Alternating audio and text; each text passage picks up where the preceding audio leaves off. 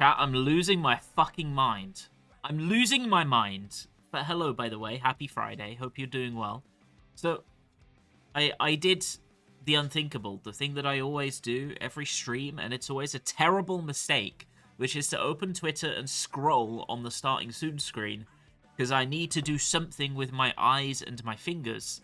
And the thing that shows up is a TikTok of some guy going, "How much I make as a thoracic surgeon. This is how I budget my expenses." And I'm like, this is okay. My eyes will watch this. And he's like, "So my salary is $38,000. And I'm like, 38K is really low for a surgeon, right? Like $38,000. And then I realize he's talking about $38,000 a month, not a year. And my eyes slowly grow bigger as he's talking about, like, so I spend about $3,200 a month on meals after work, and then I spend about $2,100 on my driver, and I'm like, oh my fucking god. This really is an insight into how the other half live, huh? It really is. What do you mean you spend $2,100 a month on your driver? And $3,200 a month on meals after work? What's going on here? I mean, at least it's a surgeon getting, what, $400 and something thousand a year, and not like an AI image peddler. I've seen horrible things recently on Twitter. Because I've started streaming again, it means I'm spending more time on Twitter. Because I spend the 10 minutes while we're starting soon just browsing Twitter for some reason. And I've learned that the newest AI trend is really disturbing. They seem to make weird Pixar food items and then put them in strange, eerily sexual situations, and it looks a bit grim. Like, there's the one that I saw, and this had a lot of comments. It had, like, 10,000 likes and, like, hundreds of comments, and I read the comments, and I guarantee those were AI generated. Or 6-year-olds, which are both as bad as each other in terms of what they were watching. It was like a hot dog. And then they, like, really erotically melted butter into the hot dog. And I was like, Jesus Christ, this is horrific. This is bad. Like, I fucking hate this shit. But hey, on the plus side, graphics cards have gone up 2.5 times in cost. And RAM has gone up about 5 times in cost. And I'm glad that it all went to a good purpose. At least it all went to a good cause. You can't own a computer anymore, but don't worry, they can post as much hot dog melting butter in its hot dog butt videos as they want now. And that's great, I guess. I'm glad they're contributing to society in such a productive way. I bet you that shit is making bank on TikTok with, like, all the people whose brains are completely fucking addled with their attention spans from watching short-form videos. I bet that stuff is going crazy on there. Okay, should we go over to mainstream?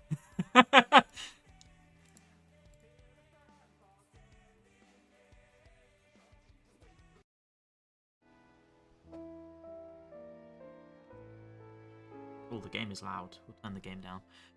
Does anybody want to do some Occult Crescent today? I have 2 stream days left until prog, which means I need to finish leveling the Occult Crescent jobs before prog. Because I know myself, I'm never going back to it after prog. We'll do 2-1. 2-1-3-5. If you would like to join on Chaos, password is 2135. The rat fucker, is that a rat emote? It do be. Why do you ask, I wonder? What could you want the rat emote for?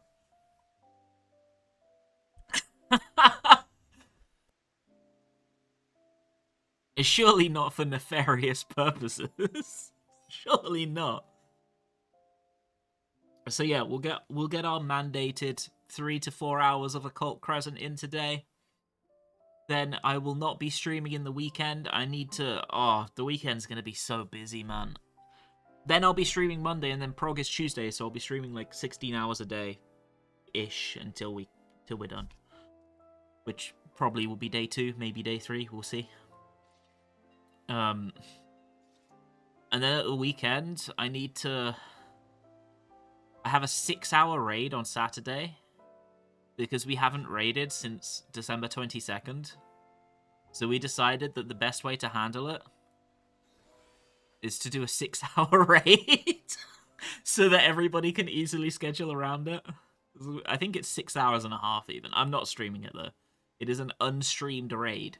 We'll be talking about our first pull plans and shit. So it's an unstreamed raid.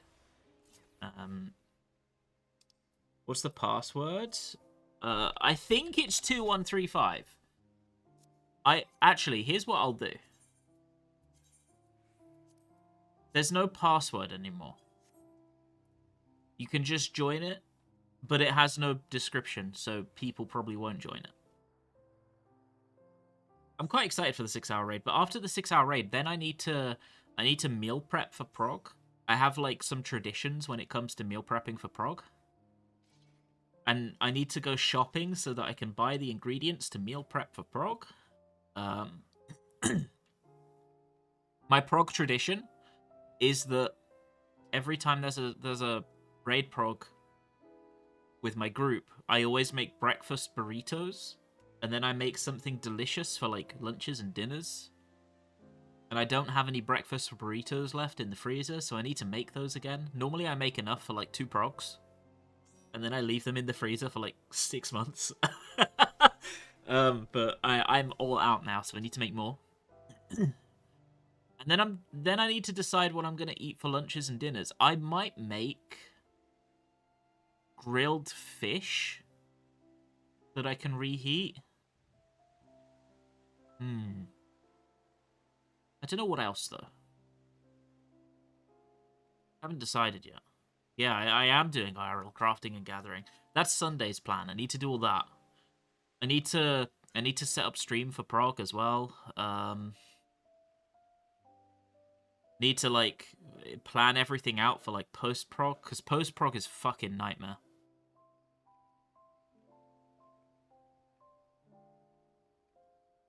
But basically, okay, so the way things work post prog, we clear, thumbs up. Everybody else either goes to bed or has a relaxing evening or day or whatever after we finish prog. Whereas I immediately go into making the final floor guide. And when it came to light heavyweight and cruiserweight, at least, I was like, I was definitely up for over 24 hours on both of those straight. So I need to like prepare assets. I'm going to be stealing assets from the FF14 strategy board. Like the images for mechanics and stuff, because I think they're better than the stuff I was like using before. They're more uniform and stuff, and I imagine most of them will be useful, so I need to get those, prepare them all in a nice little folder, get the arena floors, stuff like that.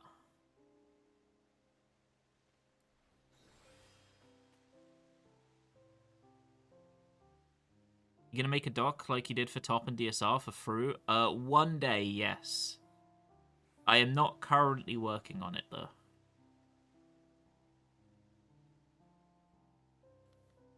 Well, that doesn't play. Keep doing you. Yo, wait, that's really nice of you. Thank you very much. I will do my best. Time for the casual Andes to complain about a day 1 strat using day 1 guides. I mean, I think if you make guides in FF14, unfortunately, you will always be a martyr. I don't think there is any way to win. I think anybody that has made any guide for FF14 that has ever been proliferated in the party finder probably is of the same mindset. You just can't win. So when you make them, you need to have the anticipation that everybody is going to hate you for it. You are either going to get ignored or abused. Those are the two options. There's never like a good option from it. So it is what it is. But I mean, it's useful to some people, and that's enough.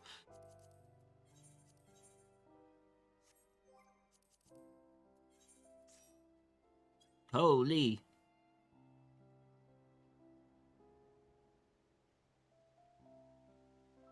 Realistically, like for me at least, I don't really care if my guides are like used in PF, because they're not really made specifically for PF. They're made for groups that are trying to clear the end of week 1, 2, 3, around about that period. Like groups who are trying to push it and they're just they don't have the resources available to get their early clear and they want to. Here is a set of strats that will work for you for sure. Thumbs up, you know.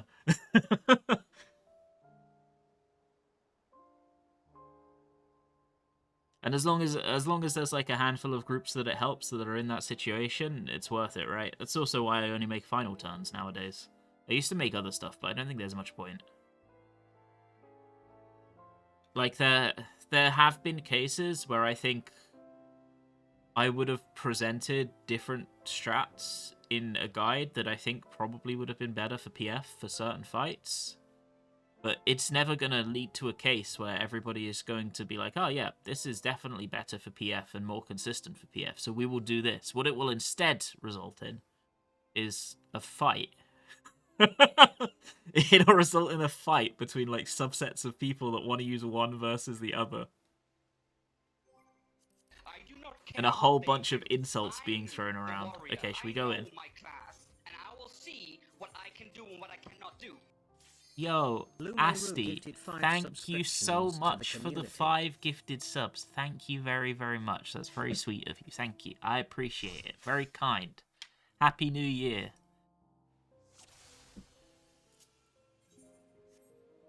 Okay, we do some fating. Aga. So like for me realistically, guides are just something that I do to help like a very specific subset of people, and as long as it helps those people, then I'm happy with. I'm okay if other people will call me mean words on the internet for it. That's fine with me. I'm old enough that it doesn't bother me.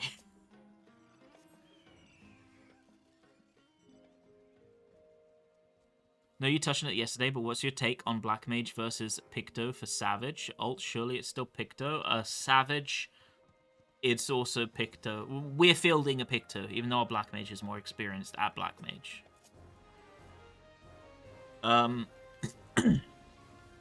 The reason we're fielding... let me put tank stance on. The reason we're taking Picto over Black Mage is because...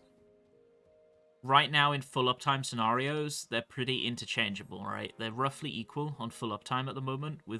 If you've got a good comp built around the Picto is equal roughly to Black Mage on full uptime.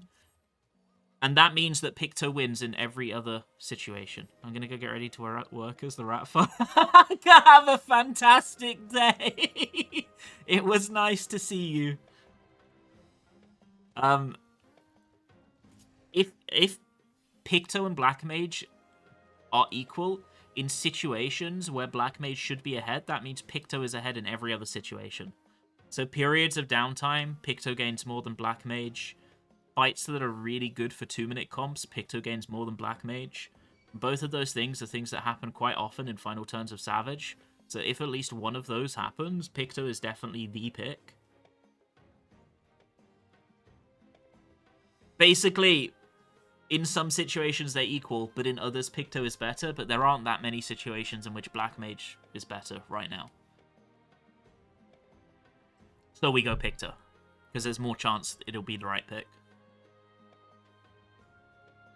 Although, I don't know if Taco's still in stream. Taco will know this better than me.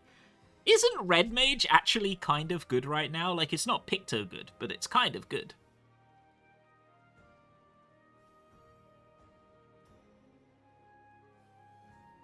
I'm pretty sure the red mage were the red mage buffs were quite decent.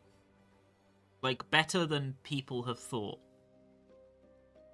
At least that's what I heard. I heard that the red mage buffs have higher value than people have anticipated.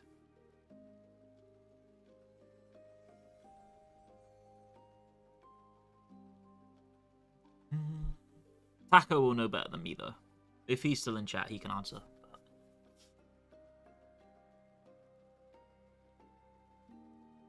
I just listen to people who put the work into research when it comes to jobs like that rather than doing it myself. I make it my job to know stuff about healers, and I'll just trust people who make it their job to know stuff about casters. That's what I do.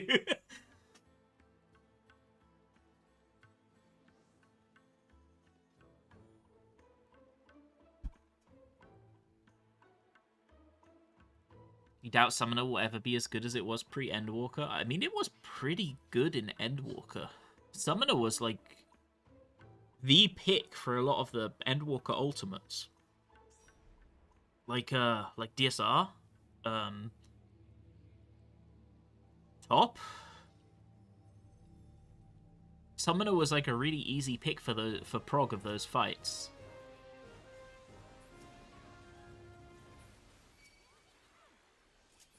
I think that's why they had to buff Black Mage, right, to make it more equitable in those encounters.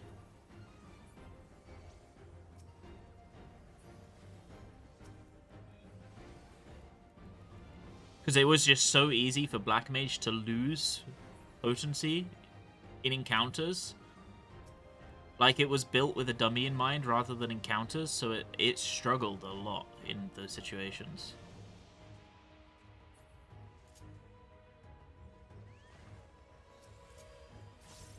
But that was before Picto existed as well.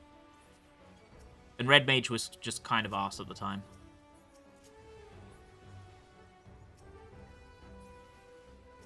Unfortunately. Which is a shame, because I think Red Mage is a way more fun job than Summoner. I will say, this is really toxic. I think that right now, with the way that Summoner is designed, Summoner just being the worst caster in terms of balance almost feels right. If you are designing around effort investment at all, it would be really weird for Summoner to be good.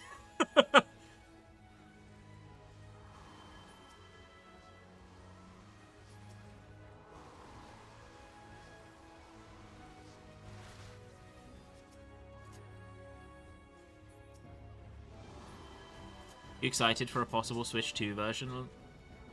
I think I probably wouldn't ever use a Switch 2 version for combat like this.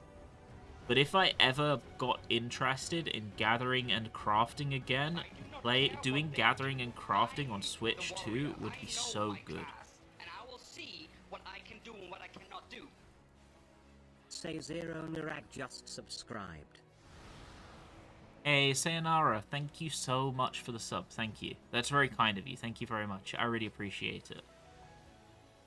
Think it shouldn't exist if so bad? Well, I don't think Summoner is... Okay. The thing about FF14 balance, right, is when we always talk about jobs balancing in FF14 or a job being weak, it's almost always in the lens of a handful of percent rather than like 10, 20, 30%, right? So like in an overall picture, the balancing is still pretty good. It is a weaker job, but it's still absolutely clearable for everything. So I think it's fine, right?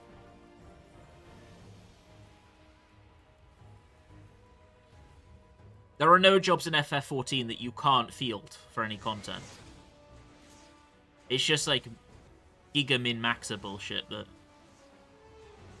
it's a consideration for.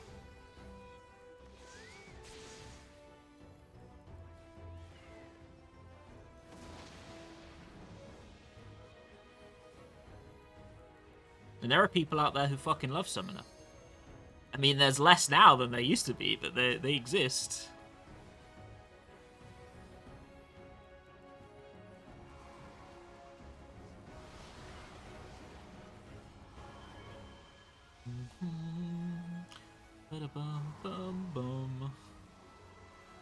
Let Machinist cast again and I'll play them. Fucking real, actually. I miss Heaven's Ward Machinist. Heaven's Ward Machinist was the best iteration. I'm saying it right here and now. Heaven's Ward Machinist was awesome.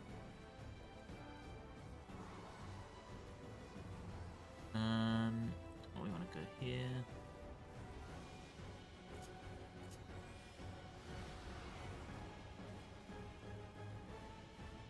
I do not care what they do. I'm Let's the go. warrior. I know my class, and I will see what I can do and what I cannot do. Yo, thank you so much for the gifted sub as well. Thank you. Thank you very much. Very kind of you. Sorry about my voice today, by the way, chat. I'm a bit worried that I'm losing it, actually. You can probably tell by the way it sounds. I'm a bit worried I'm losing my voice. Not good, not good. I mean, hopefully it'll be okay for prog. I don't need to talk that much in prog anyway, which is good. What they do. I'm the warrior. I know my class, and I will see what I can do and what I cannot do. Holy, yo, Seer, thank you so much for the gifted subs as well. Jesus Christ, you guys. It's very nice of all of you. Thank you. Thank you very much. Thank you, thank you, thank you, thank you. Very kind of you all. Although, though, to be fair, in this prog, apparently I have to talk more than normal, which is a shame. Because I have unfortunately been given the responsibility of being the conversation manager of the static. Basically, so here's the thing, right? My group's been around a very long time, and a lot of players in the group are very good and very smart and good at solving things. And what has happened many times in the past is they get really excited about their idea of a strat, and they start talking over one another, and somebody misses the conversation, or like a part of the conversation, or they get their wires crossed because two people are talking about two things at the same time, and blah blah. You know what I mean. Like, the conversations can get a bit messy because there's too many smart people in a room. And the fools like me sometimes like miss listening to it. You know what I mean? So, I have been given the job of making sure that everybody gets heard and that conversations are followable. There's a carrot here if anyone wants. Which means I've been given special privileges to tell people to shut up. Like, if two people are talking at the same time, I have been specifically told by my group that I should tell people to be quiet and not talk over someone, and that's okay. So I've got the shut the fuck up privileges. But that means I have to use them, which kind of sucks. It kind of sucks, I'm gonna be real. I don't really want to use them. So let's say Lonf and Taco are talking at the same time. It's my job to say, Taco, let Lonf talk. Shut up. And I hate confrontation. So even though I know they wouldn't be offended, I know them well enough to know that they won't, like, react poorly to that. I still get, like, fucking anxiety from doing that. I'm like, oh god, this is a fight right here. In any other situation, this is a fight. But it's okay. Someone's got to do it. Wait, this is the critical engagement that never spawns. The Forgotten CE.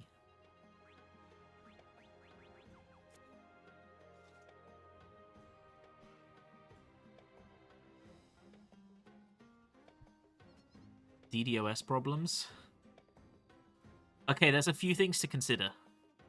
Firstly, do you play a lot of endgame right now? Because if you play a lot of endgame, like instanced endgame and raids and stuff like that, you're going to be laggy as fuck on Oceanic.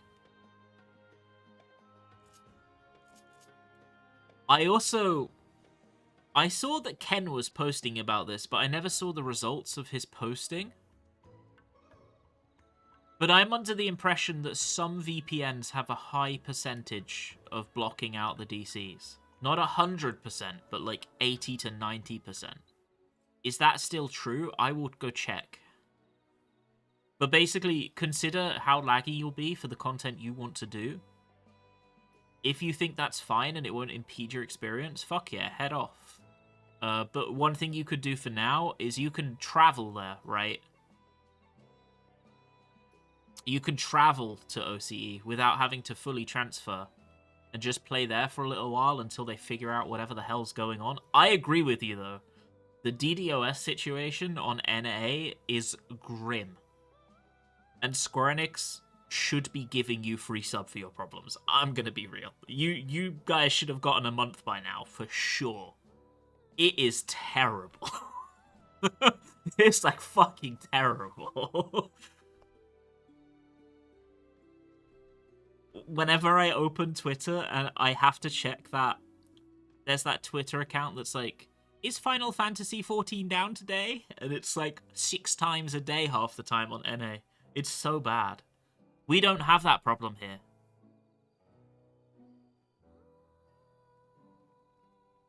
On EU, we don't get DC'd. We're not popular enough. We don't get DDoS. It's all good here. We're winning.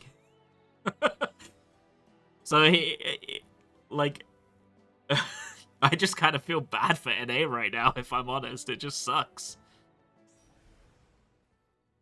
Your one complaint as only an MSQ enjoyer, FF14, just you miss so much content. Yeah! It doesn't do a very good job of giving you a through line to experience everything it has to offer unless you do a fucking load of research yourself.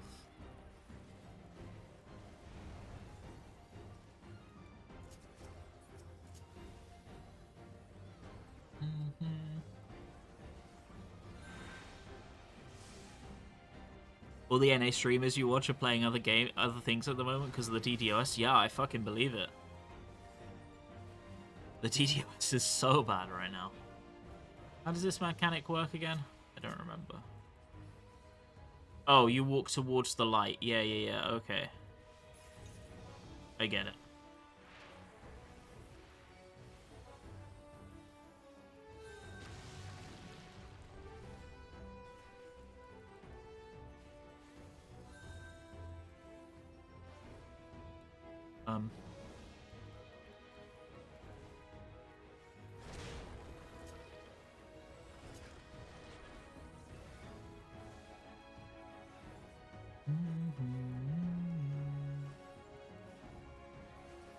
Please don't jinx it. Yeah, true.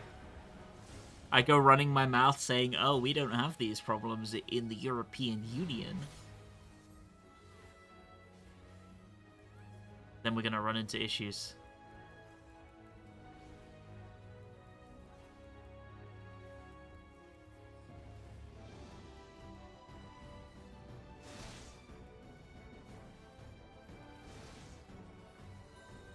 Oh, they move. I didn't even know that. I had no idea they moved. You tell I haven't done this fate many times. The CE many times, even.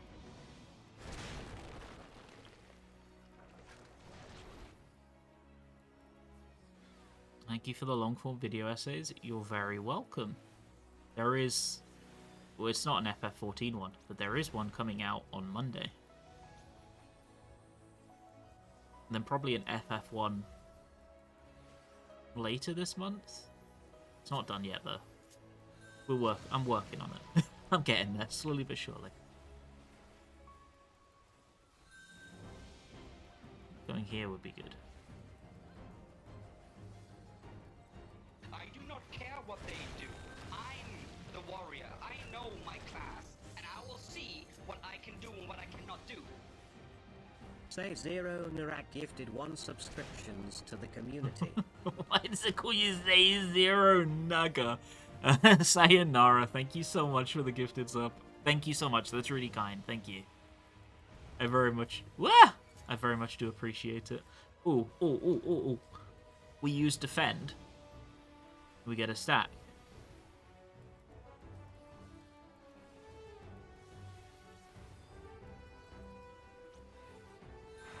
And then we finish her. And it hits for 250,000. Love to see it.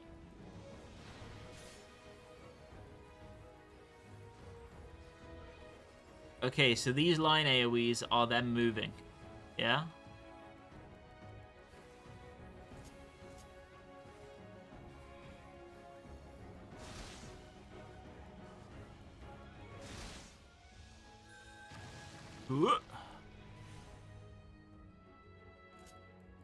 Okay, you actually move way further than I thought you'd move.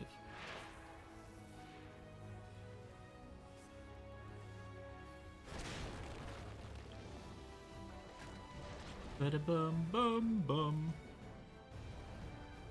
Ba-da-bum, bum, bum, bum. Wait, does that positionals? Yeah, it does. Shit, I shouldn't be spinning it around. Might be. Sorry, guys.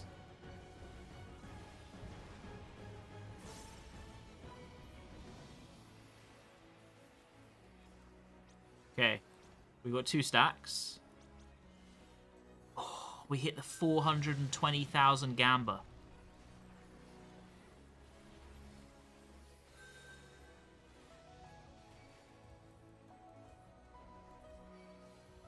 Come on.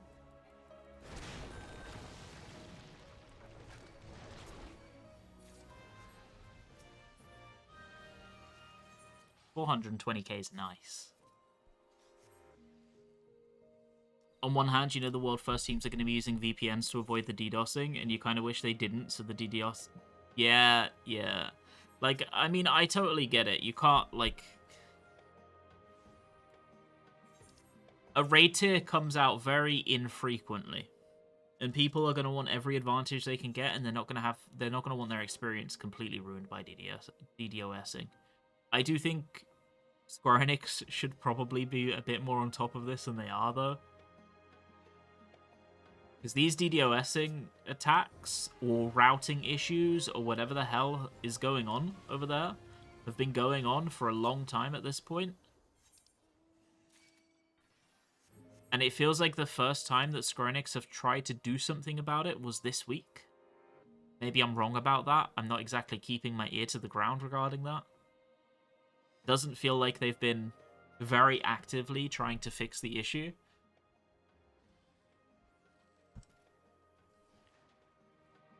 And what's resulting is you're just getting this community of NA players more and more pissed off over time. Because they can't play their game. Their game that they pay for every month. And the developers are not saying a word about it. You gonna make a short on the LB in 5 seconds that you can do in M11? What, the one that Caro and Taco did? I don't know, didn't Caro upload a video of it already? I mean, I could.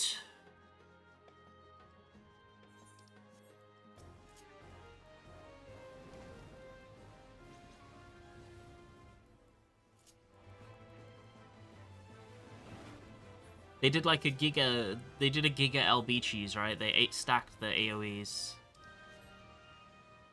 And then they rotated critical healing and fatal shielding, right?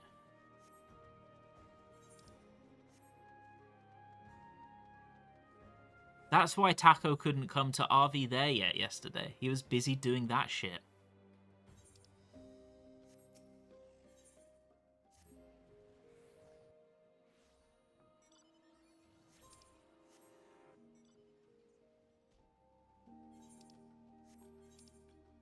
Match.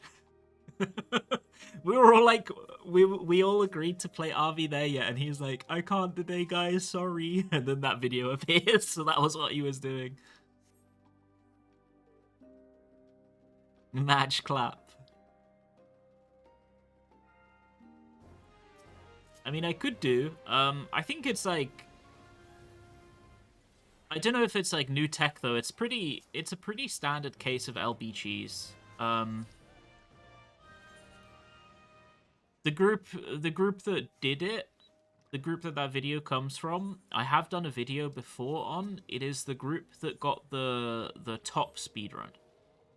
They have the fastest clear of top, and they did like some interesting cheesing on top. They broke like phase 2 to the point that it glitched out fairly consistent. Like, well, I say consistently. It was like 50% of the time or something. It would bug out because they kill it so quick. Pretty sure they're practicing for 7.4 speeds because, well, I know that group is doing 7.4 speeds. I don't know if that's their full group. Because, so, like, basically, like, 2 of the people who are in that video are in my group for Savage. That's what I'm saying, basically. Like, and they're doing, like, a speedrun group as well. I don't know if all of them are in that speedrun group, but some of them are.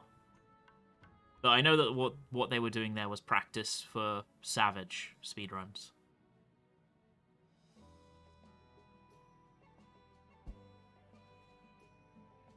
I could ask exactly what MIT they use, but yeah, I'm pretty sure it's just an LB cheese plan.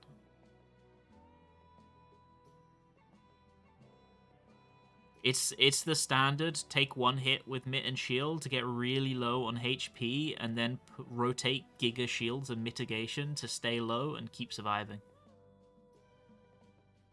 If you watch videos by Exu, he does a lot of speedrun videos as well, and you'll see that tech used there a lot. Like, a lot.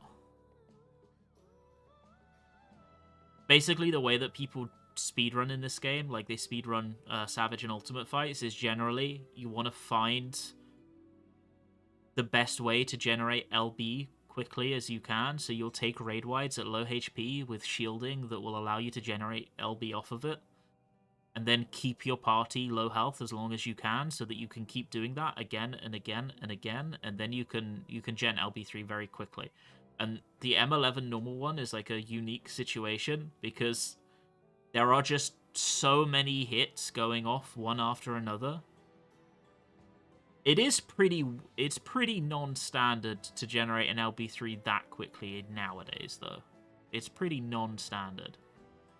Like in Stormblood fights, you might have seen there's an Uwu video. I think Wisp's in that video. I don't know if Wisp is still in chat. There's an Uwu video where they do like an Uwu clear with like 35 LBs or something. Because in Stormblood, LB cheesing was just fucking broken. You know what I mean? It was just broken. You missed the day they cleared? Oh, okay. I know that you were doing it with them. I just couldn't remember if you were in the final video or not. But yeah, like, oh, I'm taking autos. They kind of changed LB going into Shadowbringers, so you don't normally see LBs generated that quick anymore. So I suppose it is a bit of a unique situation. Ah, no!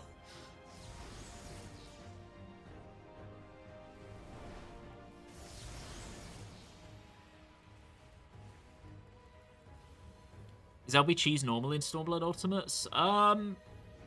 I think the PF strat for both of those ultimates do a little bit of LB cheese, because nowadays the fights go so quick. I'm gonna run out and take this real quick. We pop, defend, and we get a stack. Nowadays Stormblood ultimates go so quickly that you don't always consistently generate the limit break that is necessitated to actually clear the fight. So in Uwu, at the end of the 3rd trio in the Ultima phase, you are required to use a tank LB3. And you just don't always get one. Especially if the group is like either mitigating well or is pushing quite hard. You just don't always get one. So they do a little bit of LB cheesing at the start of the phase to guarantee it.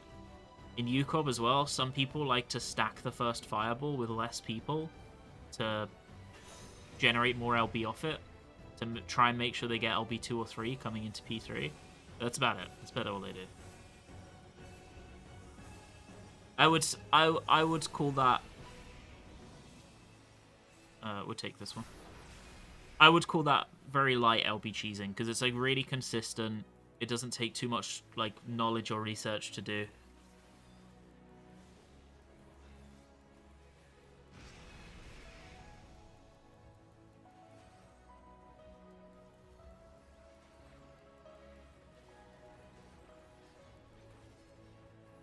Bum bum bum bum bum bum.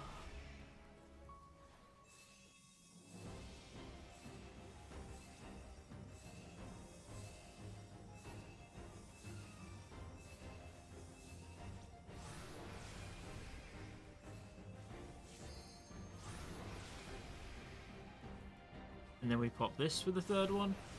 There we go. We got our full uptime.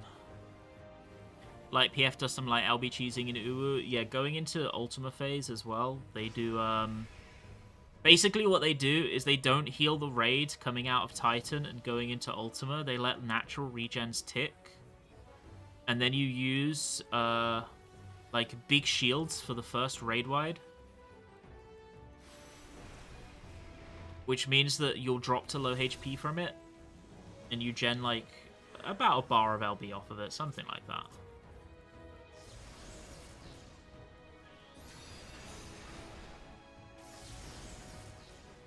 It was worth it. I don't feel bad about it at all. In fact, I'm about to do something worse.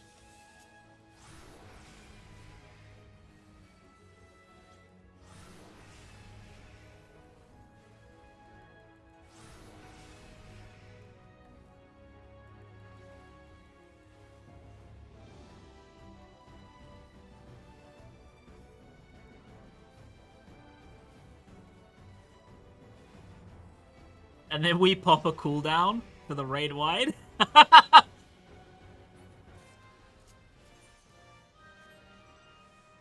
Okay, we got uptime.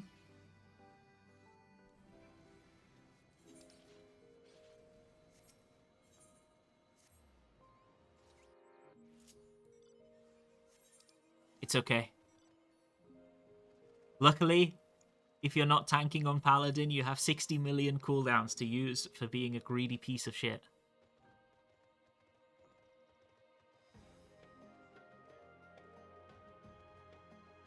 Tank in these instances. Because it's just kind of fun. to not have to care about anything. Hey, we got full credit. Let's go.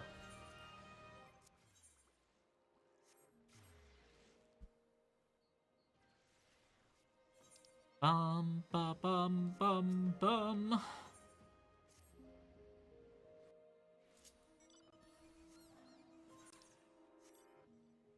I'm very excited for Savage though. I'm starting to feel it.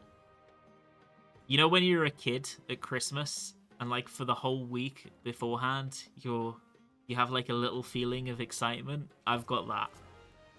I'm super hyped to play video games with my friends all day. It's gonna be good.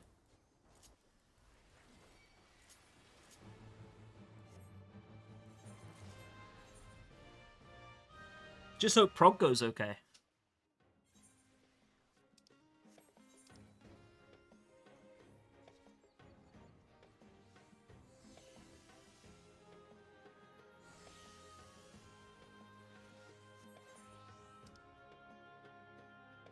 Bum bum bum bum bum bum bum bum bum bum bum bum. You like the Emperor new shield glams on Paladin? I do think they look good. I don't normally use them myself, but that's not because I don't like them. It's because I'm lazy. Because I'm lazy.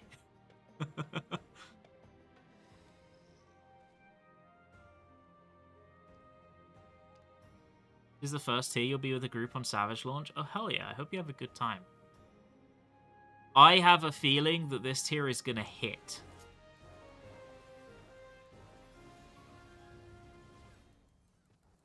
At least for me personally, I thought Cruiserweight was a really good raid tier. I really liked Cruiserweight. And you could kind of tell from the normal mode that it would at least be a good raid tier. This one speaks to me as a good raid tier as well, so I have hopes that it'll be, like, similar level to Cruiserweight.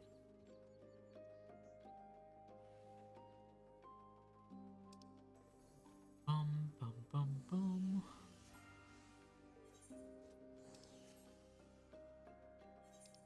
I don't know why I'm running this way. This is really stupid. I'm gonna miss this fate. I should just go over here now.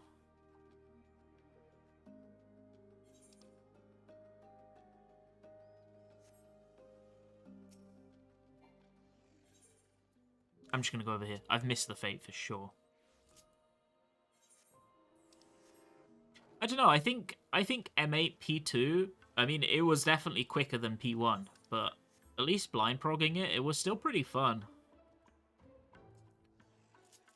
In terms of needing to solve the tower puzzle and stuff at the end, that was pretty interesting to do.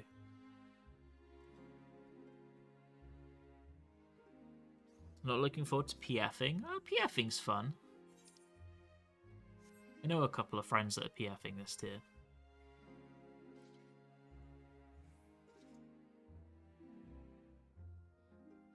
I don't know how hard they're going, though.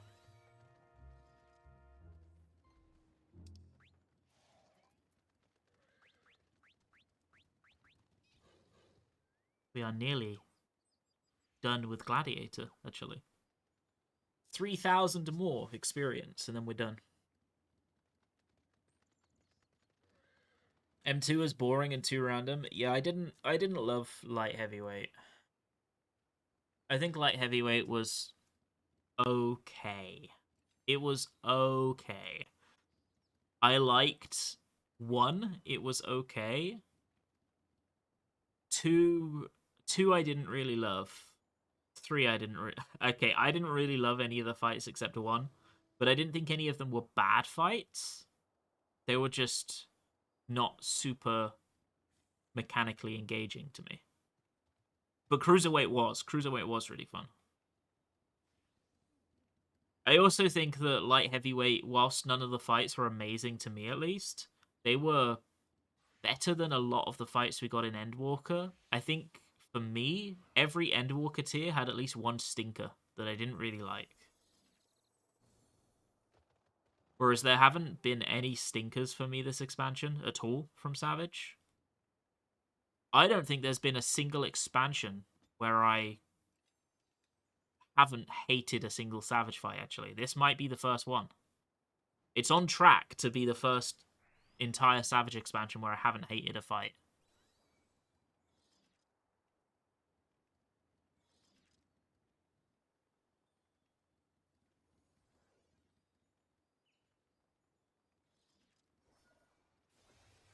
I thought Phoenix was okay.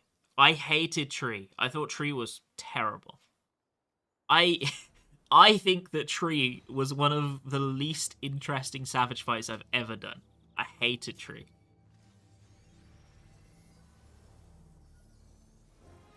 But we don't have many raid buffs.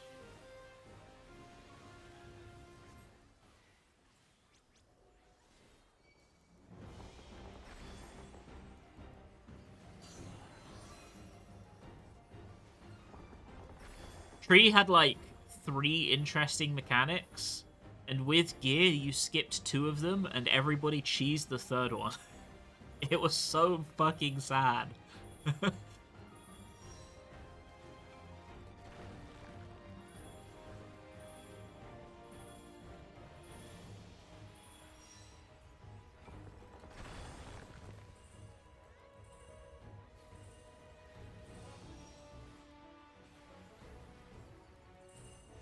Bum, bum, bum, bum. Tree was the origin of the brain dead strat term. I mean, didn't they use brain dead strat for Devour as well? Pretty sure they did, right? Someone correct me if I'm wrong. Ooh, 400k. You love to see it.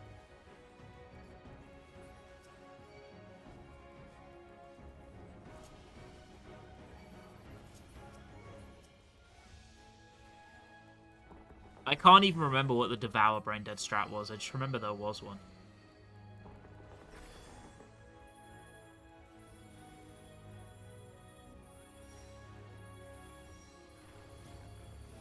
Okay, we stand in these, get our stacks. 1, 2, 3. There we go. We have 4 damage stacks now. Now we have max damage.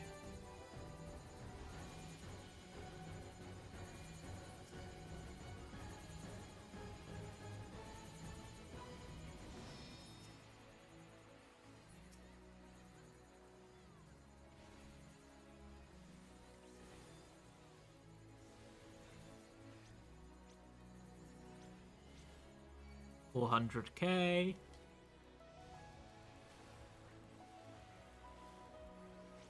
Okay, so now I'm tanking, which means I have to hit my defend on cooldown.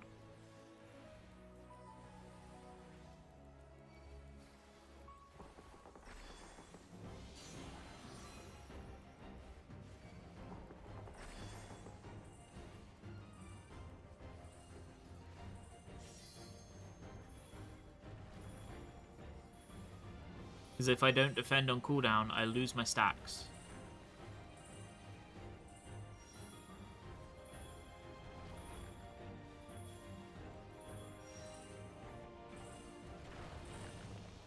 We move here.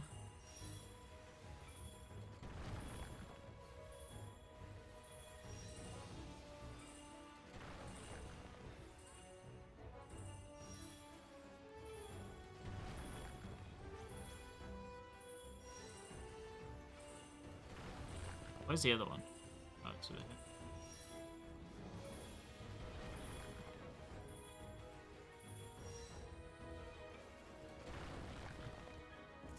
And we use this.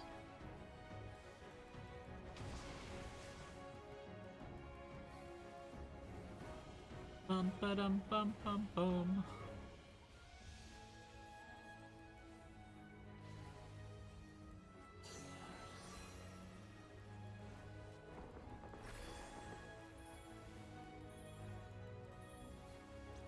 Actually, I'm gonna take this to refresh my stacks.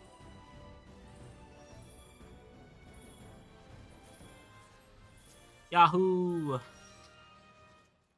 think the near content humbled you playing as a white mage. The alliance raids are always hectic when they first come out.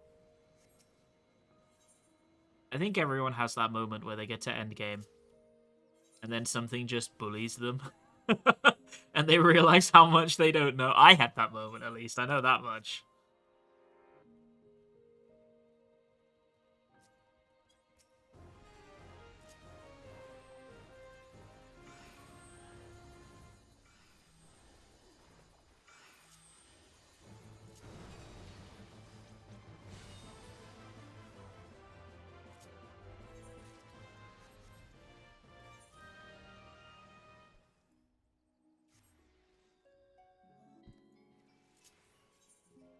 But it's okay, because then you can start getting to the point where you do know things.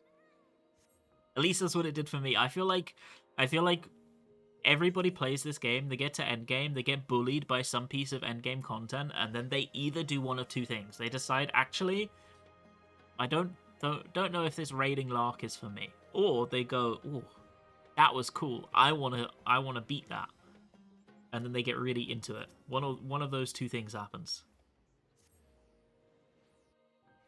For me, it was the latter. I loved the idea that it mogged me.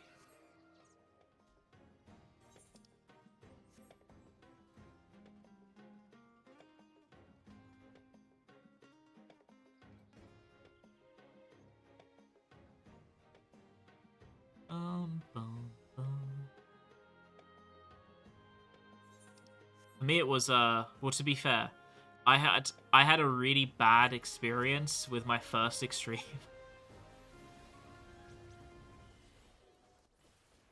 Should I tell you my... I've told this on a YouTube video before, I think.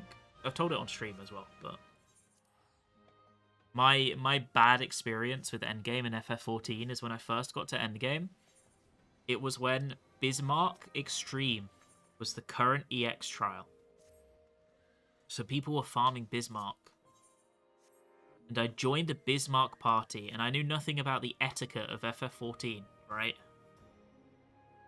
And this was in a time when people wouldn't post, like, strats in the PF description or anything. It would just be farm, right? I didn't know you were supposed to watch a guide. I had no fucking idea. Like, who am I to know? This is just some... I've never played an MMO before. And, you know the dragon killer, like, the turrets on the side of the arena? So the PF strat... Excuse me. The PF strat is that healers have to do those. But I didn't know that. So I didn't do it. And I got flamed so hard by the party that I left and quit the game for 3 months. Because I didn't do the dragon killer when I was supposed to, because I didn't know. Like, nobody said anything until I didn't do it. Well, I suppose, like, you join a... I think it was a clear party. Not... But you join a party. And you don't know what's going on. Nobody says anything. You do something stupid. I got flamed hard. I got called, like, a fucking moron. Load of stuff. And I was like... First of all, nowadays I would be like, Jesus Christ, calm your fucking shit, man. You know, like... Who cares? Just tell him what to do.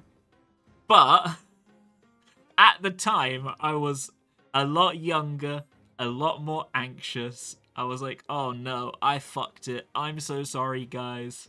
Nowadays, I would know that they're just being assholes and that they could have just told you what to do and you could have done it. But back then, I didn't know that. And I was like, so this is what endgame is like. Well...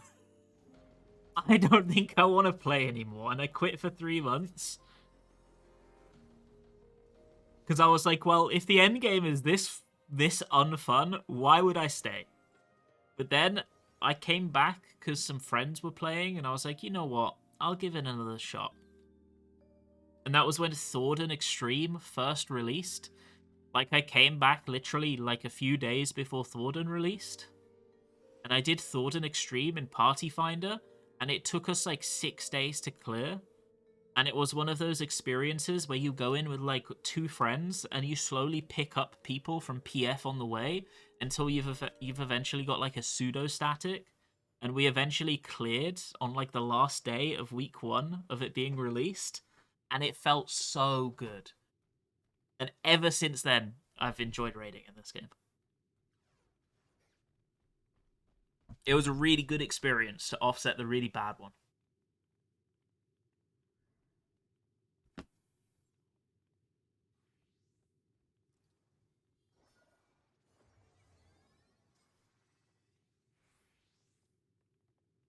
Oh, I need a stretch.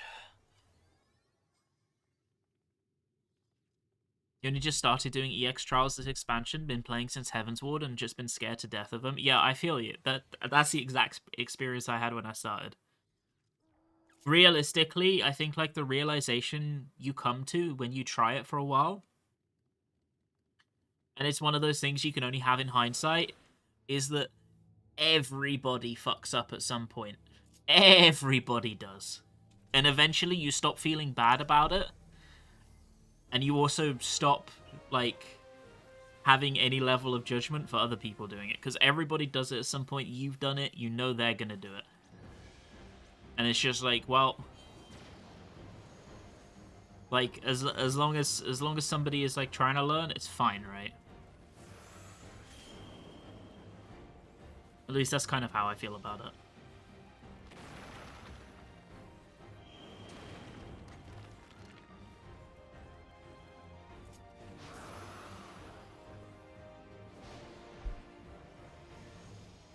When you started playing FF14 this expansion, was so scared of raids and didn't know if you had it in. And now you've cleared through? Hell yeah. You fucking love to see it. Want to get good, but you feel like letting a group have a time sink in you to learn a Savage? The thing that I did a lot, right? I'm not going to say this works for everyone, but this is a thing you can do. Whenever I'm trying to get more confident in more situations at a job or a role or a fight, I just PF a lot outside of raid time, honestly. And I find it helps me quite a lot. I find it does build a lot of confidence. You obviously, I think PF you have to have a certain mentality to do well in, because PF can occasionally be toxic, although that is not the standard experience. I'd say most of the time it's not toxic. But occasionally it is. And you'd have to be able to deal with that, but I always find a lot of value in playing outside of raid time. What I used to do when I first started, I don't know how applicable this is nowadays.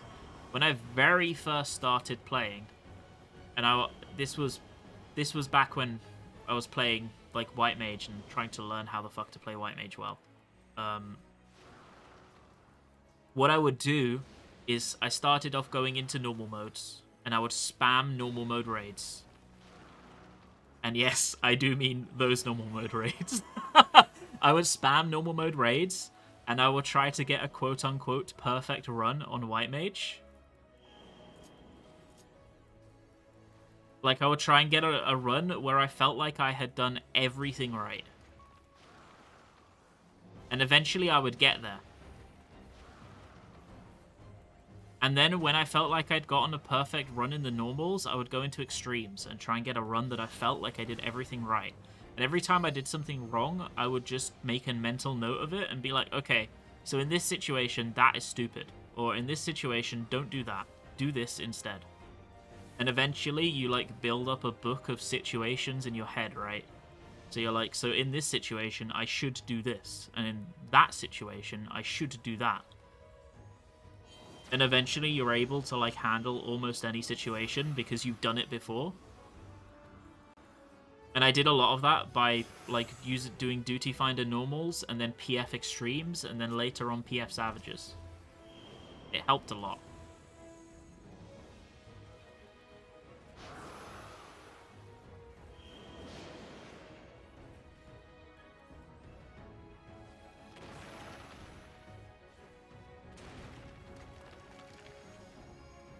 Don't remember the last time I've had a toxic PF. Yeah, it's been a while for me as well.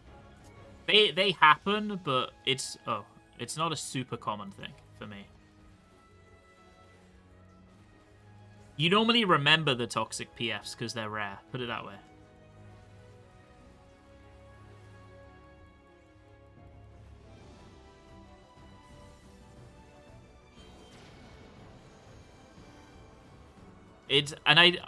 I do that even more recently as well. Like this expansion, I swapped to Astro for my static, right? Like full disclosure, I don't play Astro very much, like at all. But Astro is so strong that I feel like in prog I can't really play white mage. It's kind of griefing. And I used to be my group shield healer, but I swapped to regen because my co-healer has a sickness, right? I'm not really going to go into it, but he has a sickness that affects like motion and feeling in his hands. And it got to a, like, obviously it's like degenerative, so it gets worse over time, so it gets to a point where playing Astro can be hard for him because he used to be an Astro main. So I swapped to regen and he swapped to shield because he can play those jobs without like it affecting his hands. So I needed to learn Astro, so I did a lot of PF on Astro at like the end of Endwalker and start of Dawn Trail. And now I feel really confident on Astro.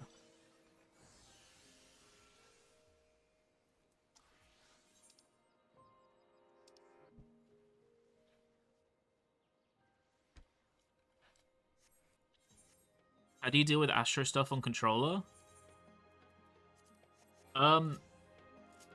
If you heal on controller, right, you get used to tabbing through the party list. It's literally just a case of comfort. I don't do anything special. I don't have any macros set up. It's just a case of comfort, of getting really used to tabbing through your party list quickly.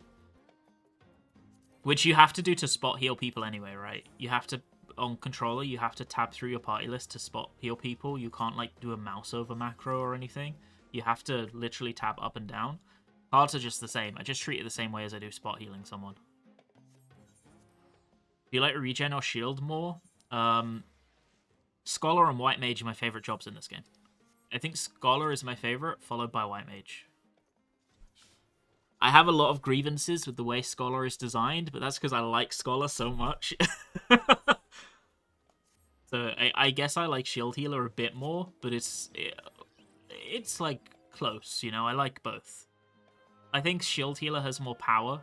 It has more impact on whether you live or die in a run, which I think is why I like it a bit more.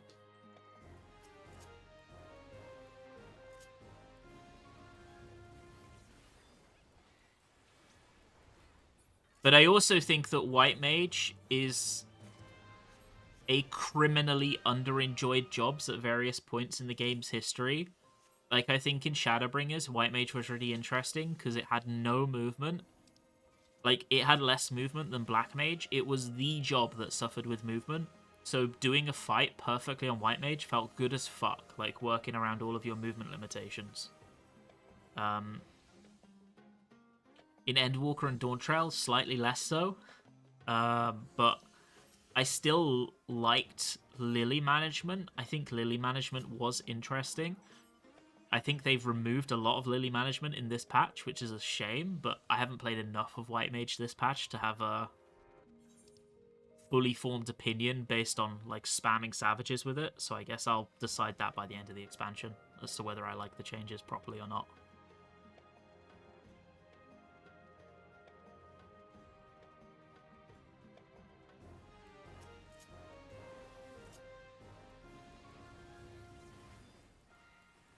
Ha! I didn't even hit. Fuck.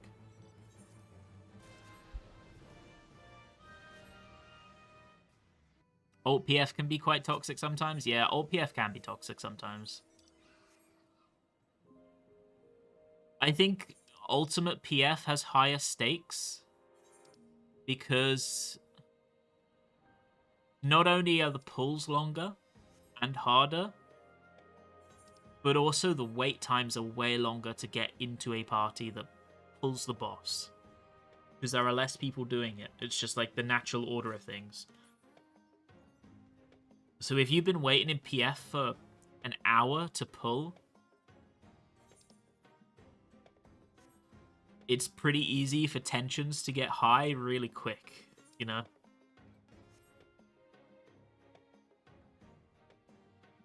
This is actually the reason that I don't PF current ultimates very much. Because the wait times are high and the tensions can get higher. Whereas the old ones are just kind of silly and funny a lot more often.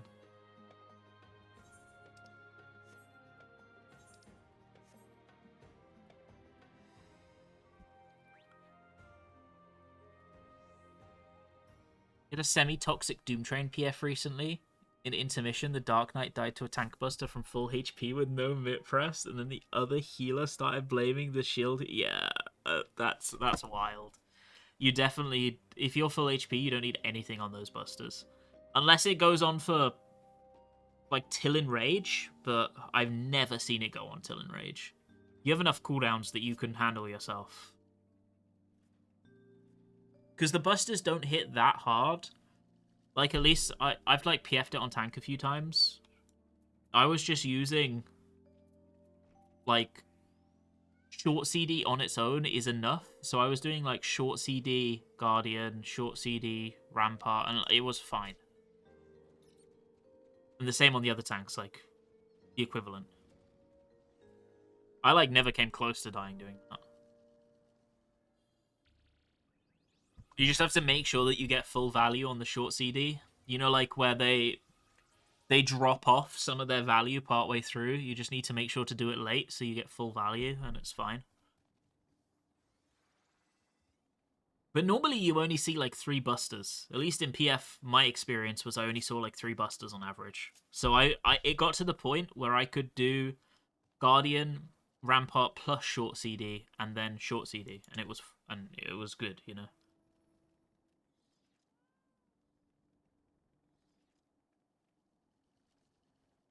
When I did it on Dark Knight, instead of short CD, I would use Ablation plus TBN. And then on the one where I didn't have Ablation, I would use TBN plus Dark Mind. So, like, with that, like, on any tank, you can take 4 busters pretty easily without help.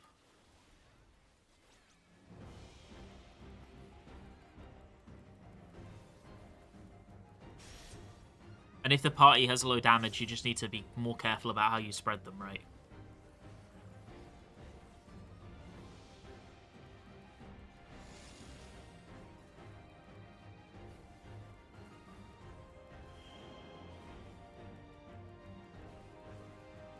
Okay, I'm gonna do some Goblin here.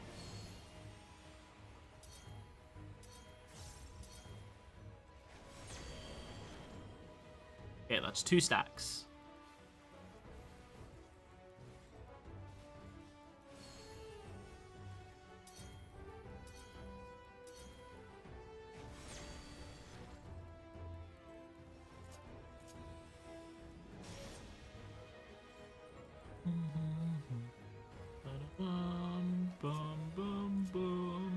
Oh my god.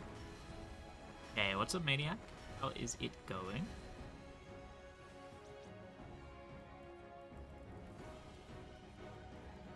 Okay, we're gonna stand in the next one too.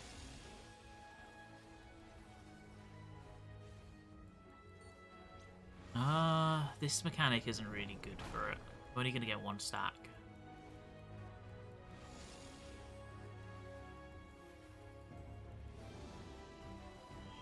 Oh no, this is good, this is good, this is good. Okay, so we hit Rampart now.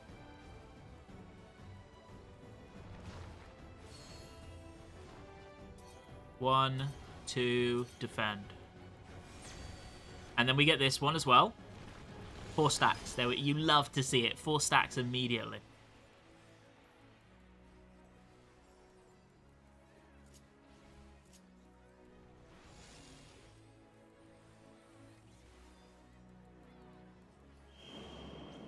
Now we hit this soon when it comes out.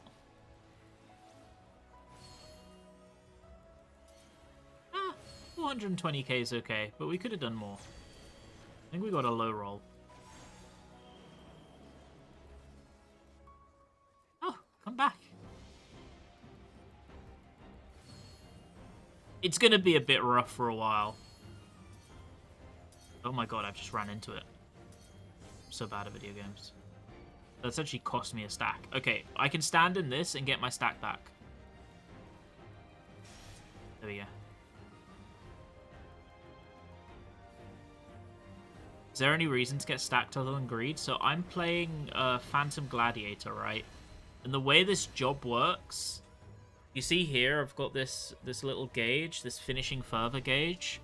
Every time you take damage with this defend buff up, you get a stack, which increases the damage of your Giga DPS spell. And every time you don't take damage when you could have, you lose a stack. Or every time you're not using it whilst you could take damage with it, you lose a stack. So basically the way this Phantom job works is you have to intentionally take bonus damage to maintain your damage buff.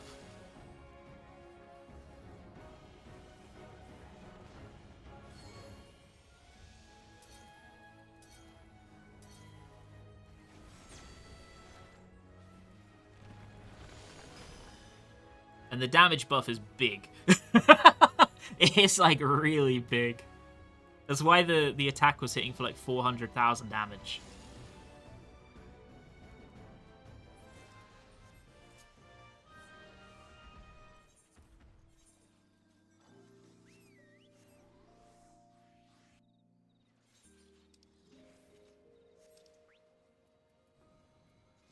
See this here? There we go. This is a 50% damage mitt, and you gain damage every time that you use it to take reduced damage. And then it increases the attack of this by 20% every time you have a stack. So you end up with like an 80% damage boost once you have it maxed out. It's pretty good. It's pretty good. It's pretty strong, I'm gonna be honest. It's why I'm doing it on tank.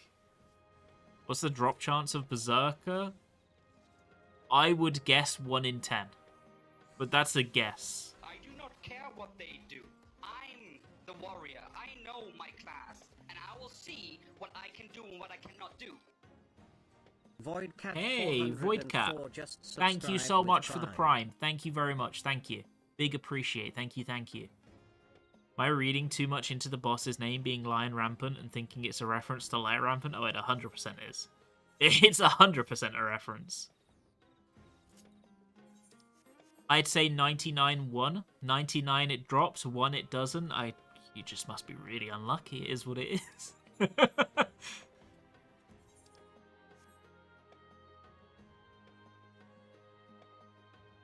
No, I think it's probably like about 10%. Anecdotally, about 10%.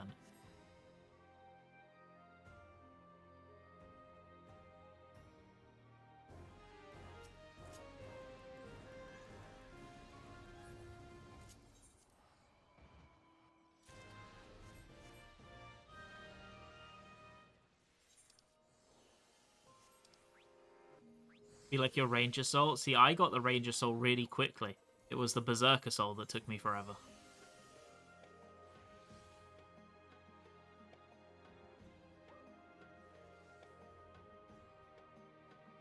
Paying tax to ask what barrier healer would be better for your first tier healing. Are you party finding or are you in a static?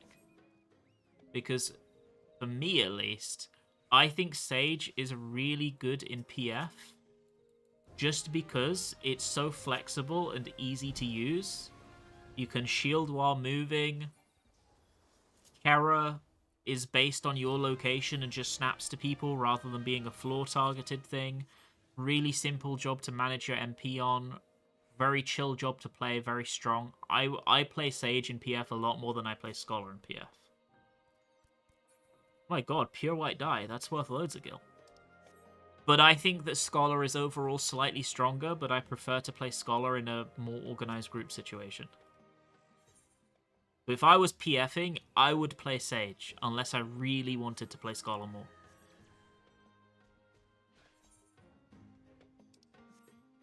I think you see a lot of people who play Shield Healer and PF play Sage a bit more, just because it's really adaptable and really easy to play.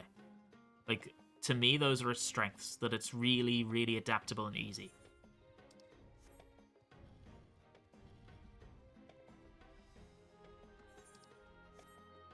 Whereas Scholar has, like, higher upsides. Like, I think Scholar is overall slightly stronger, but part of its damage comes from its raid buff, so you need a good party to make full use of it. It struggles with movement a lot more. It doesn't have access to instant shields as easily. It basically is more of a planning job than Sage's. You know what I mean?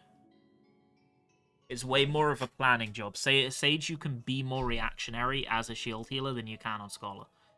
And being reactionary is quite helpful in PF because you're going to have a random co-healer and random players using random mitigations. They're not always going to follow the plan. And it can be useful to be able to just wing it and fix problems. Sage is pretty good at that.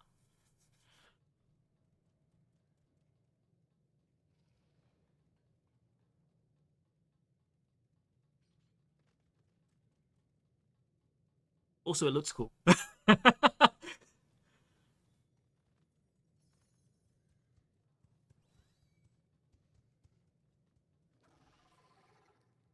Don't get me wrong though, if you prefer Scholar, Scholar ain't bad at PF or anything. It's really good. It just requires, I think Scholar requires more confidence to play in PF than Sage does. Sage you can play really, really well in PF with like any players, and even if you're not 100% sure of what to do in a situation, you can just do random bullshit go and it'll probably work out.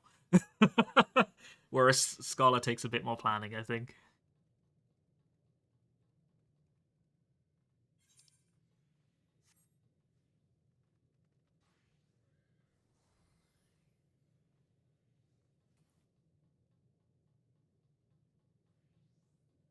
Like, if somebody's confident on Scholar, you won't notice anything missing. You'll probably just notice that there's even more mitigation.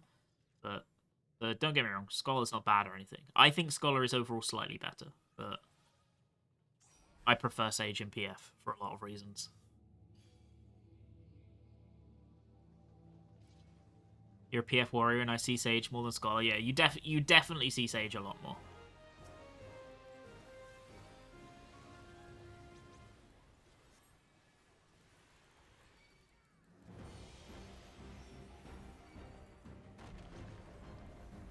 Can I mitt an auto or two? No, somebody's taken the boss off me. Fuck.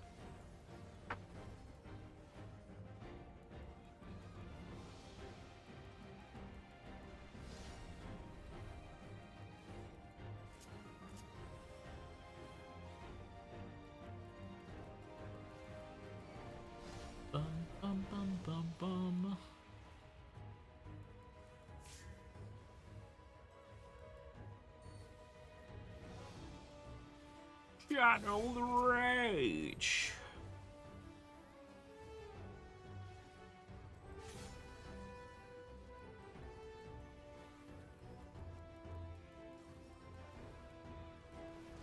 Ba-da-bum, ba-da-bum-bum.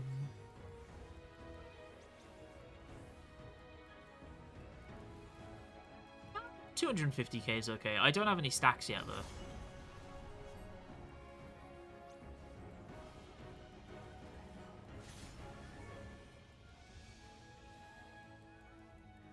Okay, this is really goblin. We're gonna stand in it, use defend, and then stand out of it. And we get 2 stacks off that.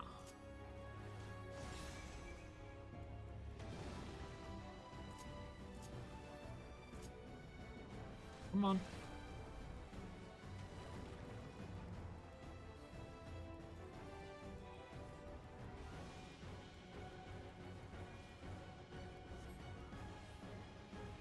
Scholar Glam is a lot cuter, though. Well, I would agree, but nowadays you can just use whatever you want, right?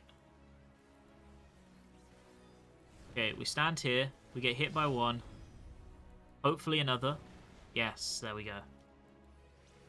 We have full damage buff up. And using it, we hit for 450,000 damage.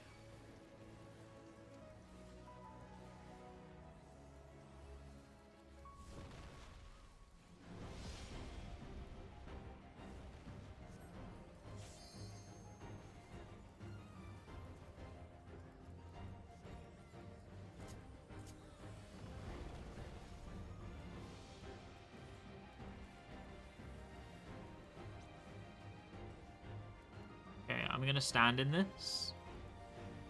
There we go. I've got all my stacks up.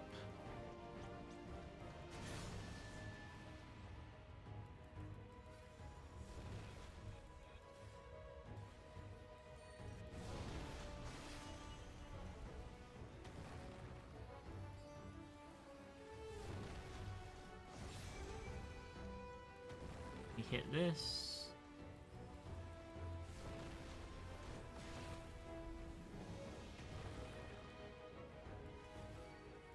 420k is good. It's a lot of damage. And then we stand in this to refresh our stacks.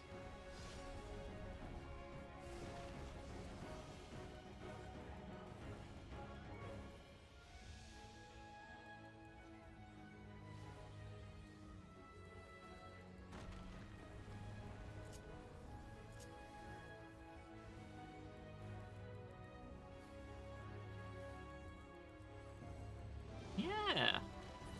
That was good. Apparently there's a pot fate soon. I don't know where. Is it the north pots or the south pots? I'll wait to see where people teleport. I'm guessing it's the south pots. Ah, thank you.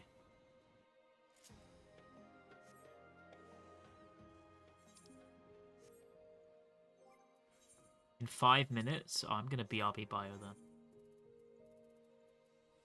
I can't believe I got a pure white die. That's so good, actually. Okay, I'm going to BRB bio chat. I'll be 1 minute.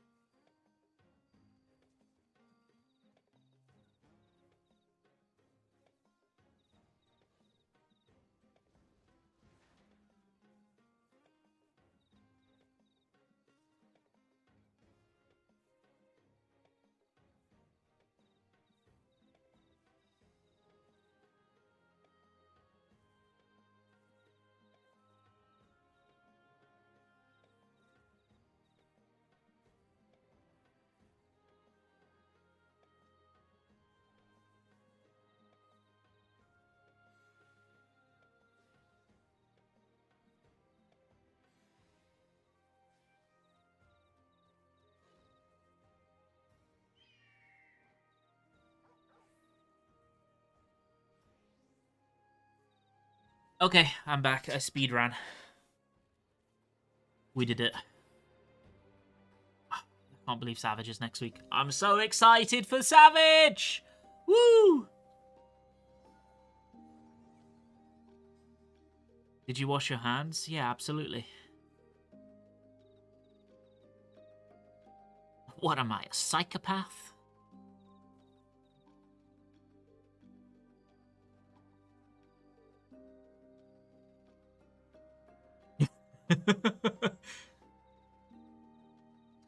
Bum, bum, bum.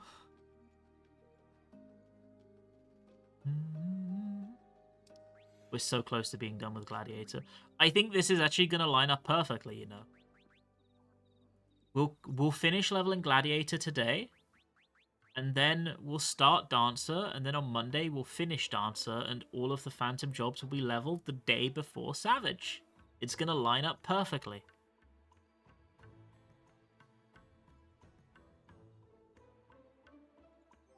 And all of my jobs are ready for Savage. Look at this. I showed this yesterday. I've got every class full crafted, plus the Doom Train weapon, all ready for Savage PF. Oh, it's going to be fun. I'm so excited.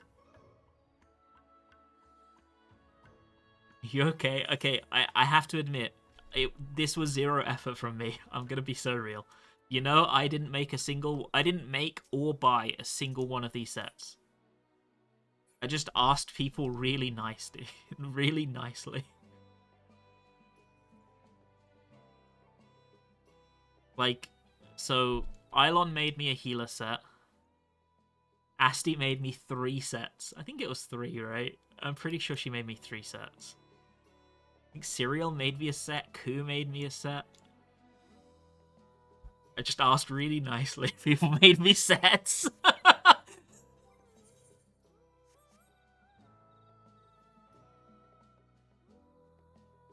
Hey, Ari. Good afternoon. I hope you're doing well.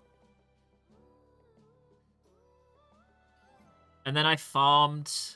I think I farmed about 120... I think I farmed 128 runaway totems in the end. And I spent 20 of them on 2 weapons. And otherwise I got the other 19 as drops. And there is where it will stand. I will probably not do train again. I can buy the mount next patch. We're winning.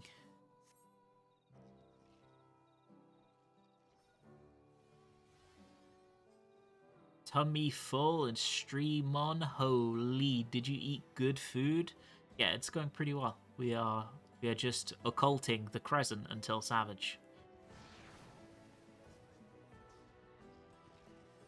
Hello? No. Apparently you just got auto-filtered by the robot mod.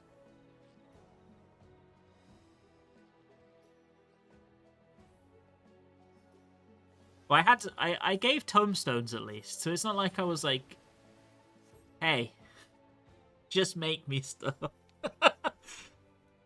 But people were just very kind and offered. We got auto-modded. Mystic got auto-modded for the quote post. Next patch, who's gonna tell him? Wait, can you not buy the Doom Train thing till next expansion? I thought you could buy it in 0.55. Am I crazy? No? I thought you could buy it at the end of this expansion. Are you shitting me? I thought it was only the 0.55. Yeah. It's only the next one that you can't buy until 8.0, right? Or 5.8. OC is in pot fates. OC is in leveling the new Phantom jobs. You know they added 3 this patch? I'm leveling those to max. I swear they used to unlock it next expansion for the last EX. Maybe I'm just misremembering. But yeah, I don't care if I can't get it until the very end of this expansion. I think it's only the 0.5 extreme that I plan on farming until I get them out. Oh, let me actually hit this real quick.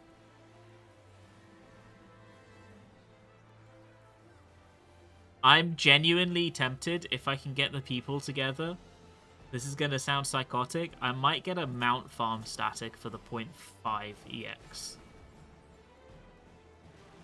Because I really want whatever the final mount is going to be.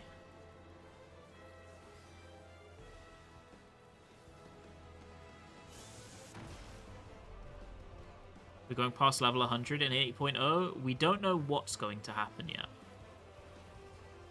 It might be level 110, or it might be a different system entirely, which is something Yoshida has hinted at before. Wait, I didn't win? None of us won!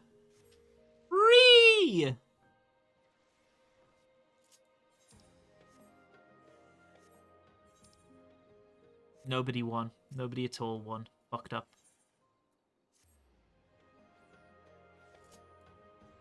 Any fun ones? So they've added 3, right? There is Phantom Mystic Knight, which I'm going to be blunt, is boring as fuck. There's Phantom Gladiator, which actually is one of the most interesting Phantom jobs so far. The way it works is you get this spell called Defend, and Defend gives you tons of damage mitigation. And every time you use it to mitigate damage by standing in AoEs or taking auto attacks, you get a damage buff that stacks up to 4 times. And then you get this attack, Finisher, which is a Gamba. And it has a percentage chance of not hitting, then a percentage chance of doing X potency, Y potency, and Z potency. Like, it will go up and up and up. And that is buffed by how many stacks of the Finisher you have. And I've never won the big Gamba so far, but I bet you can hit over 1 million damage in a single hit if you win the big Gamba at max stacks. I can pretty consistently do like 500,000 damage in one hit with it, and it's pretty fun. The third one is Dancer, and I haven't touched it yet, so I have no idea. How do you get the new Phantom jobs? You can buy them for currency. I think two cost silver and 1 costs gold. You just buy them from the vendor.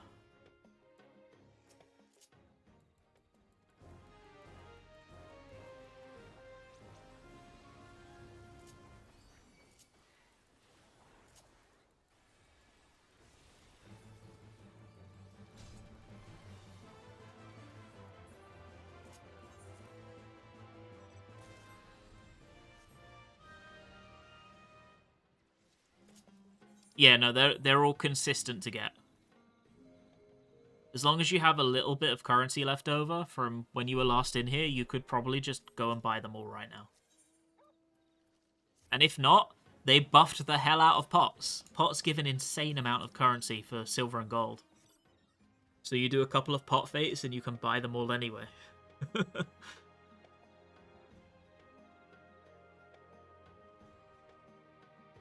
So disappointed with Mystic Knight. Yeah, I thought Mystic Knight was really uninteresting. The Phantom job iteration. It's a shame. Finisher.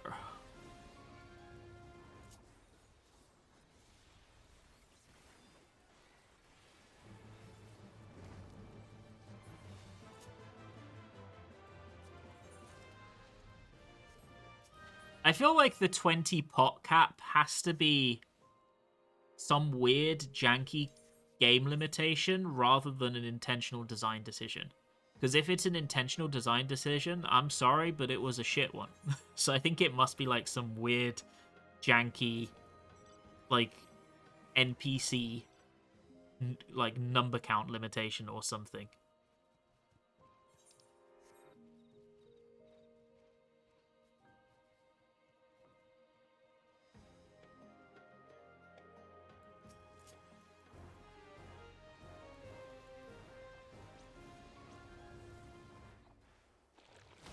Okay, we hit long reach. We hit finisher. That was a lot of damage.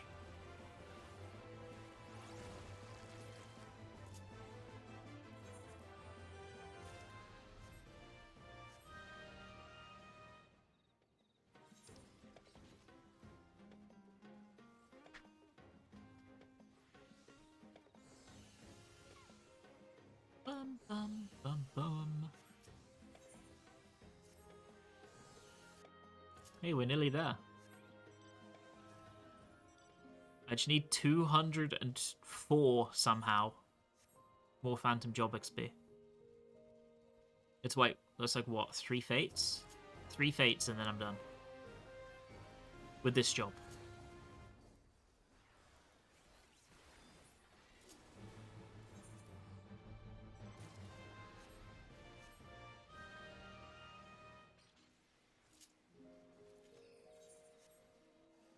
No, wait, I misread it. It's 1 more. It was 2 more, not 3 more. For some reason, I thought I would be 4 off. But I'm actually closer than I thought I was. I thought I was 8,556. I was 8,656. No, I can't have been. What the fuck? Bro, I'm losing it. This place is making my mind melt. It's coming out my ears. I'm in danger.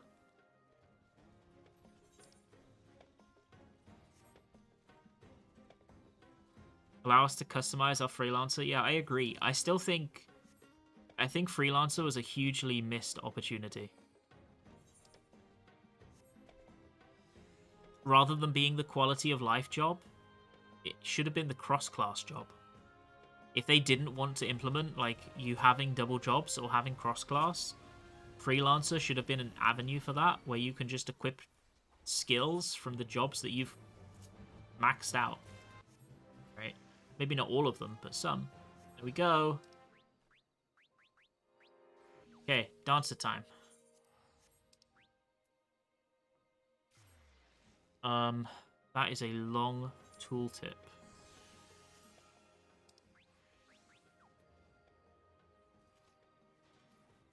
They all do damage. And some other stuff. That's kind of what I need to read from that. Then everyone will be playing Freelancer. That's true. But at least some Freelancers would be different from others. The way I kind of wish it would have been, personally...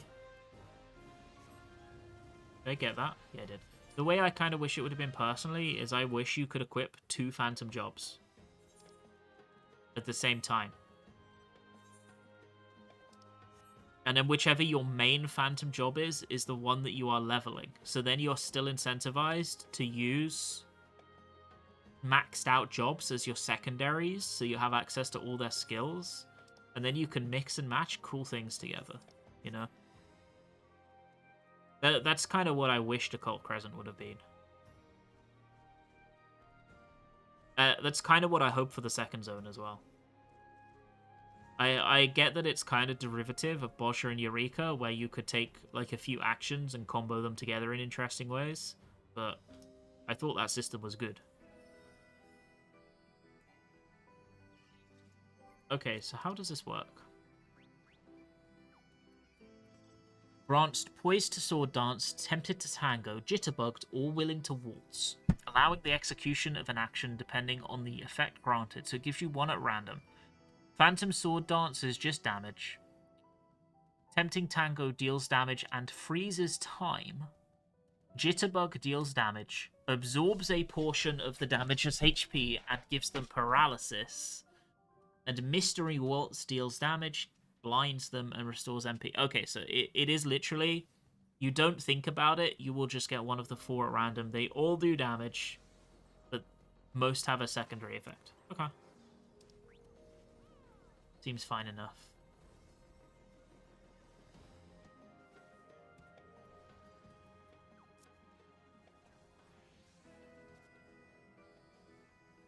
If it works, don't change it. Yeah, I agree. I think like one thing I wished FF14 would do is take the things that works and iterate on them rather than discarding them. That's the thing FF14 does a lot, right?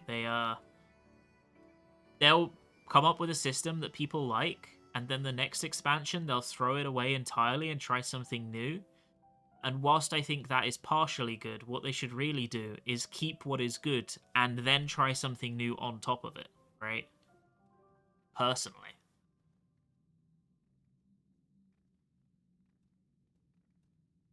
So I would have loved the core of the Phantom Job system to keep what is good about the old zones, which is mix and matching abilities. by letting you have multiple phantom jobs, and then they could try whatever they wanted on top of that, you know? People complain when they reuse boss skeletons already. Yeah, I know. I think that's crazy. I think reusing boss skeletons is good. Anything they can do to save work on unimportant things and put the work into important things is a win, in my opinion.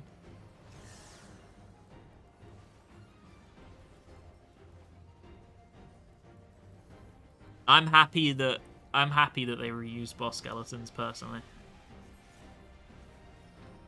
Okay, we use Tempting Tango.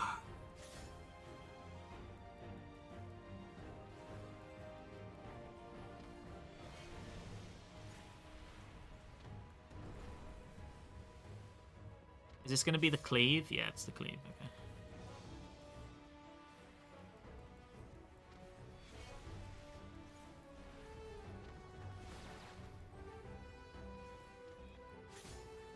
Why waste a perfectly good asset? Yeah, I agree. Wait, I want to see what the animation is. Is that a dancing green animation? That looks like a dancing green animation to me. I want to see if the different dances have different animations. That's what I want to check.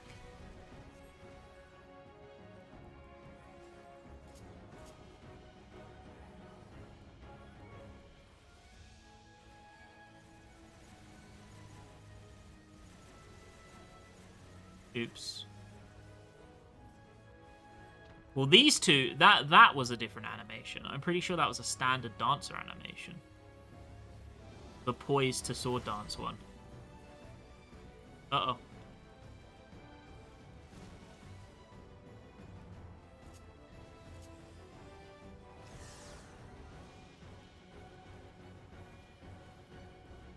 Lost cats. Okay, let's try this one. I think the green and the red are the same. That's a shame.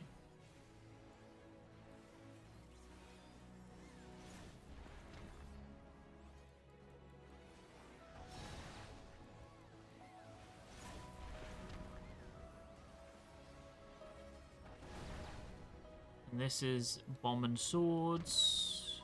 And I really wish that I had another thing stockpiled, but I don't have one. I'm gonna get hit. There's definitely some unique animations, but I don't know if they're... Okay. I'll just stand here. Don't stack this with me. Thank you. I don't think they're all unique animations. Reusing assets is a common practice in game dev. Yeah, I think it's a good practice. I can't imagine how much time you would waste if you had to make a new asset for literally everything.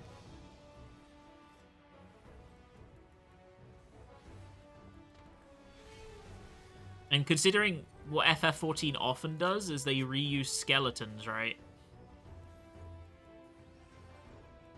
So even then, the models look different enough that you have to be kind of an astute observer to notice that they're the same.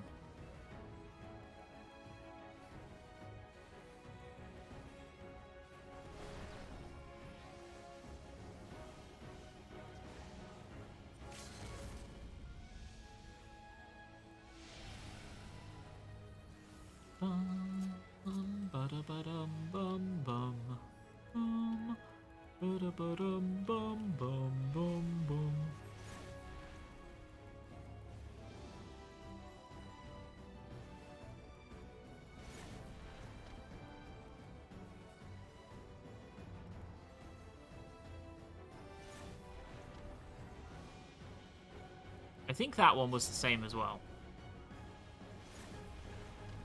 I need to get... There we go. It died. You learn Phantom Quickstep.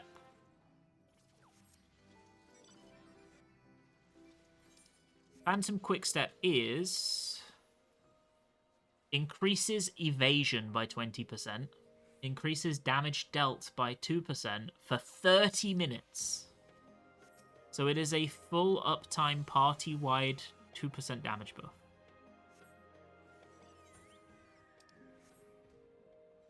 Okay. I'm not going to get to this in time. I'm just going to go back.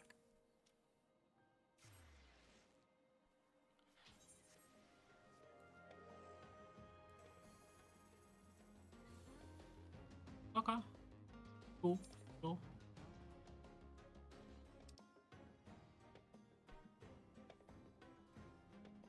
Your crystal buff you have on already? Oh, this?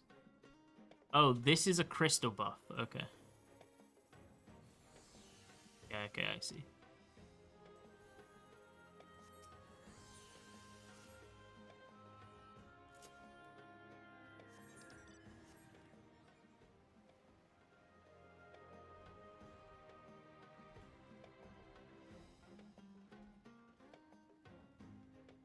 Yeah, I just shield lob when I get to them. They die so quick. What's evasion do? Should be percentage to avoid attacks.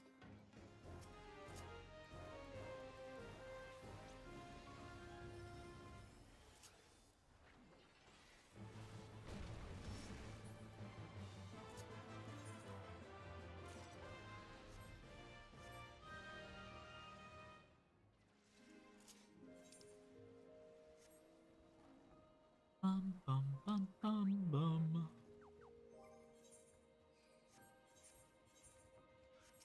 Oh shit, it's up. Oh, it's up. What was that achievement that I got? Let's see. I got an achievement today. Complete 500 fates on the Occult Crescent. Well, I am officially cooked. Does this stat exist anywhere else? It used to, at least.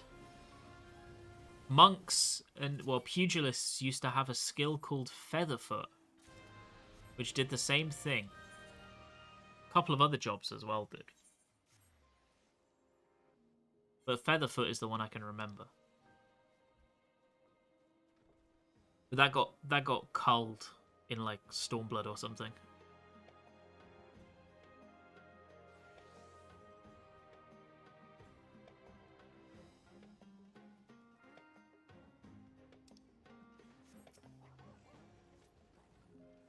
We got time for that, right?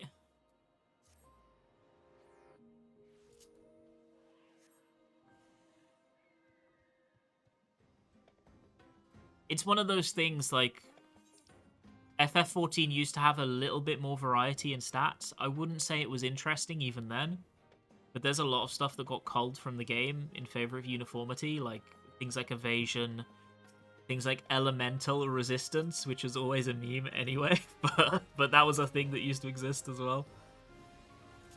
Like, you can still find... I don't know if you can buy them anymore, but there's elemental resistance materia.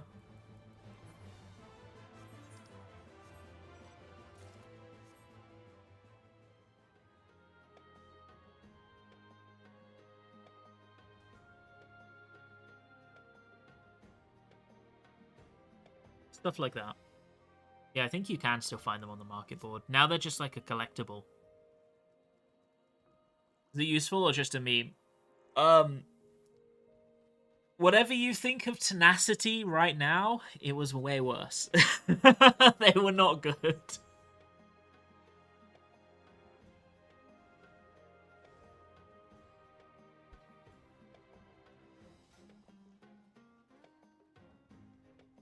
I don't think I ever saw someone unironically melding resistance, especially because it's not universal, right? You meld a load of wind resistance materia to get like a fucking 5% damage reduction in Garuda Extreme, and then you go into Ifrit Extreme and it's worthless. It was like a really bad system, and like the damage reduction was not very good. The the fact that you needed to remeld fight on fight was bad. Like it was just not a good system. Nobody really interacted with it. Remember, they also used to have poison potions as well. So you know now you have healing potions, you have like damage potions, stuff like that.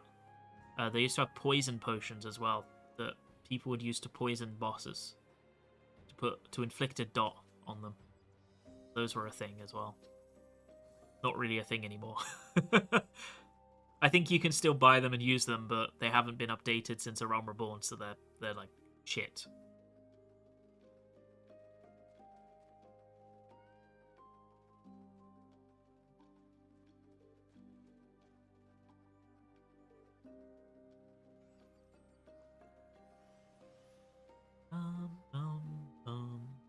Yeah, they still work on A Realm Reborn content.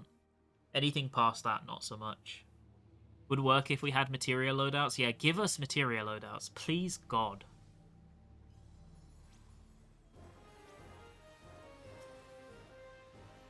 I'm begging Square Enix for materia loadouts. I think the first person I heard say this, like, fucking 3 or 4 years ago was Whoops. And the idea is, like, so obvious, and the fact that they haven't done it yet is, like, almost a criminal offense in quality of life. You know what you do right now is you melt a gear, right? What you should have instead... And they could even commodify this if they wanted into currencies. What you should have instead is materia boards. Right? And you meld to the materia board. Instead of to the gear. And then you just put the materia board, like you just link the materia board to gear. And you can link that materia board to as many gear sets as you wish. Let's not pretend materia are valuable anyway. So nobody's really losing out. So that means that if you want to have the same set of gear with different skill speeds or spell speeds, you can do that. Without having to somehow get a second piece of gear and completely remeld.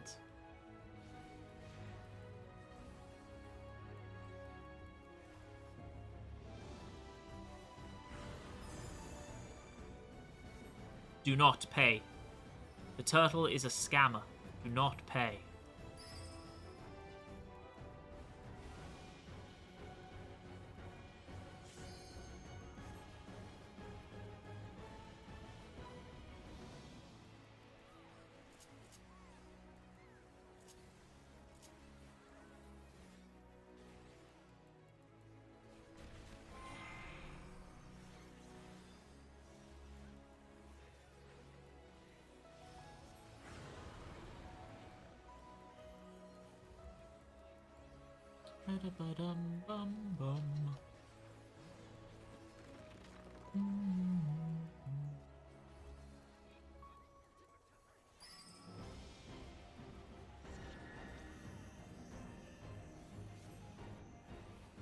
Google 1 penny inflation to find out more.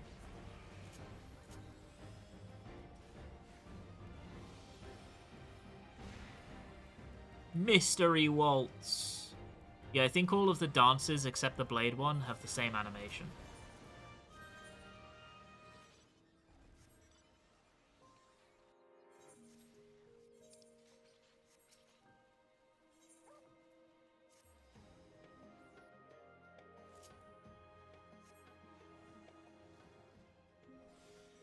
People don't know how good they have it with most of the things in FF14. I do think that's true. I do think FF14 has made a lot of strides in quality of life over Endwalker and this expansion, like big strides, and they do kind of deserve a little bit of glaze for it. I think the thing is, they actually are receptive to feedback when it comes to quality of life. So I think it's good to bust their balls, because they're more likely to give us what we want. Because they have done so many times in the past. Good morning from, well, good afternoon from the UK. Is there a specific ultimate you want to see? I'm just interested to see whatever they want to make. There's not a particular ultimate that I'm more excited for than others. I just hope that when they decide on themes for ultimates, they don't put themselves in the box that they kind of have in the past, where they've fallen into a bit of a routine, right? Where they make an MSQ ultimate and then a raid ultimate for each expansion. Up until Stormblood, they've done this. And I kind of don't want them to do that. I just want them to make ultimates on topics they think would be really interesting to make a fight of. And as long as they do that, I'll be happy. If they want to make a Four Lords ultimate and they think they can do it really cool, thumbs up. If they want to make a Mandeville ultimate and they think they can do it justice, thumbs up. Obviously, I'm pretty interested to see what they do with some kind of potential ASEAN ultimate. Or Final Day ultimate. And if they think they can do that justice, I think it'll be a really good ultimate. But I don't mind if they do something else instead, as long as the fight is good.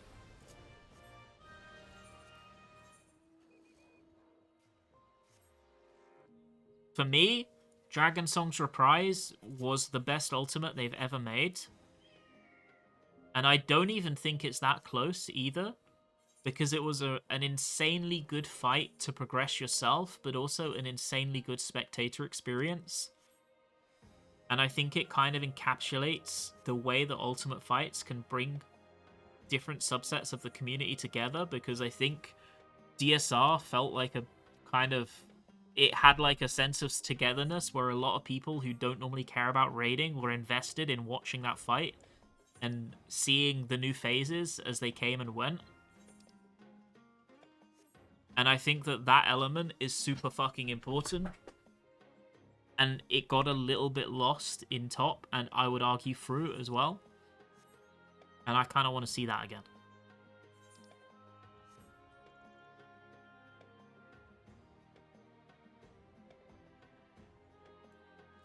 DSR had lots of time to refine it. That's true. Luckily, the next Ultimate has also had a lot of time to refine it. So maybe we're about to receive peak. We'll see. Does it still make you wonder what DSR would be if it was released in Shadowbringers alongside with T? I have actually never thought about that. I think that the moment that they release any kind of ASEAN-themed Ultimate, or anything relating to like the Shadowbringers or Endwalker MSQ, that is going to be an ultimate that everyone has their eyes on, and they probably know that and are well aware that there's a lot of pressure to really fucking nail that one. Because that is the one that, if you are somebody who doesn't raid in this game but likes the MSQ, or even if you are somebody who used to play this game and dropped off after Endwalker, that is the piece of content you are most likely to click on a stream and watch and go, oh, that looks cool, you know? So I think they're well aware that they need to nail whenever they release that one.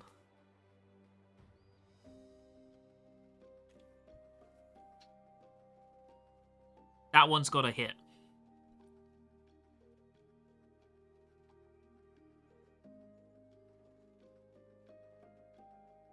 Do you like the puzzles they do for Ultimate? I like the puzzles as long as they're designed well. I didn't like the Enigma Codex in T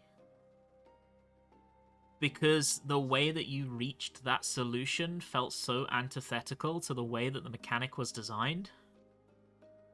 Every other one, though, I've liked because it's kind of followed a logical thread and leads to cool moments.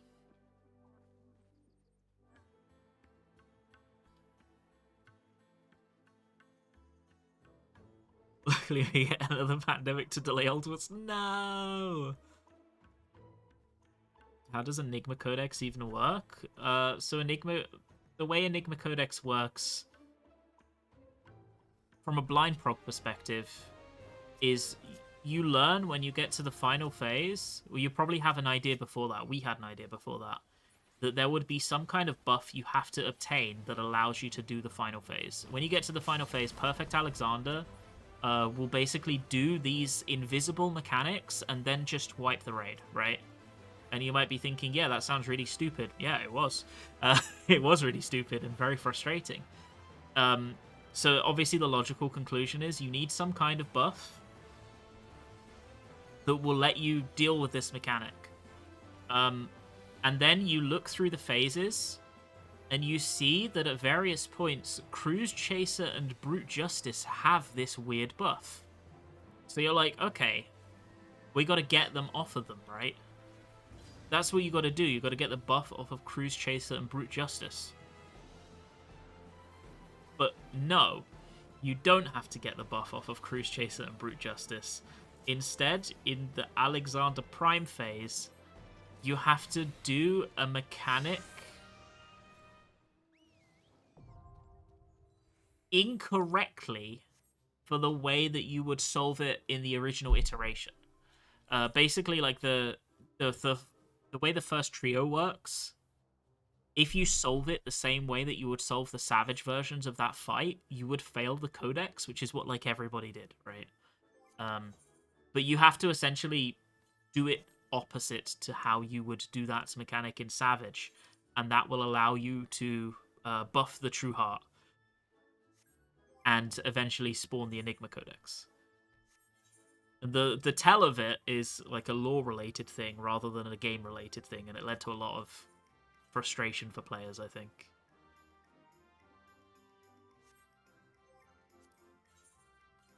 Yeah, it had to do with the cat.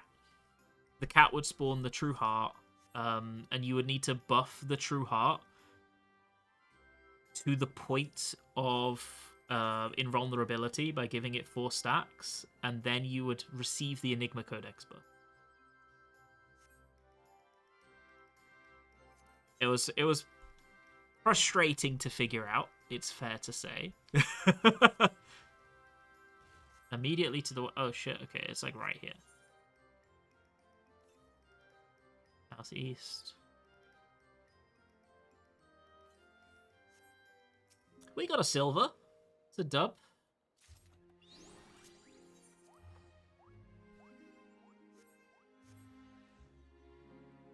How would you feel about double ultimate? As long as they stand alone as good fights, I'm okay with it.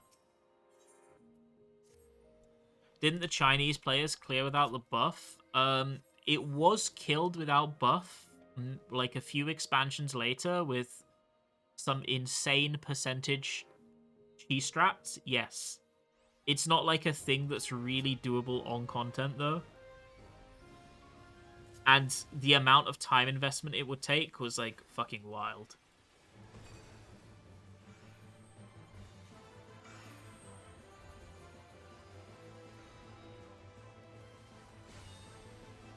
If you were to redesign Enigma Codex in terms of hints to make it more understandable, how would you do it? I would probably... Well, the important thing is...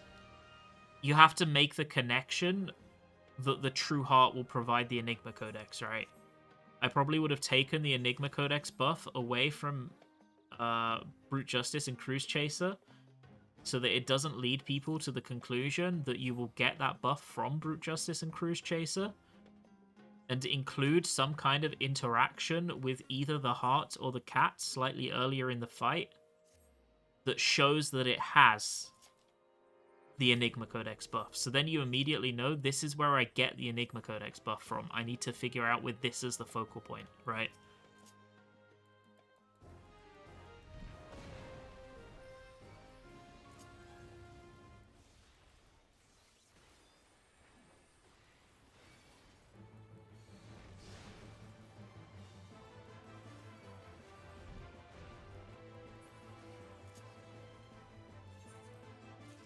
Because I think the main thing that frustrated a lot of people about T is they misdirect you, you know? By putting the Enigma Codex on the Robot Bros, it like misdirects you into thinking that is where you're going to obtain it from, but it's not where you obtain it from.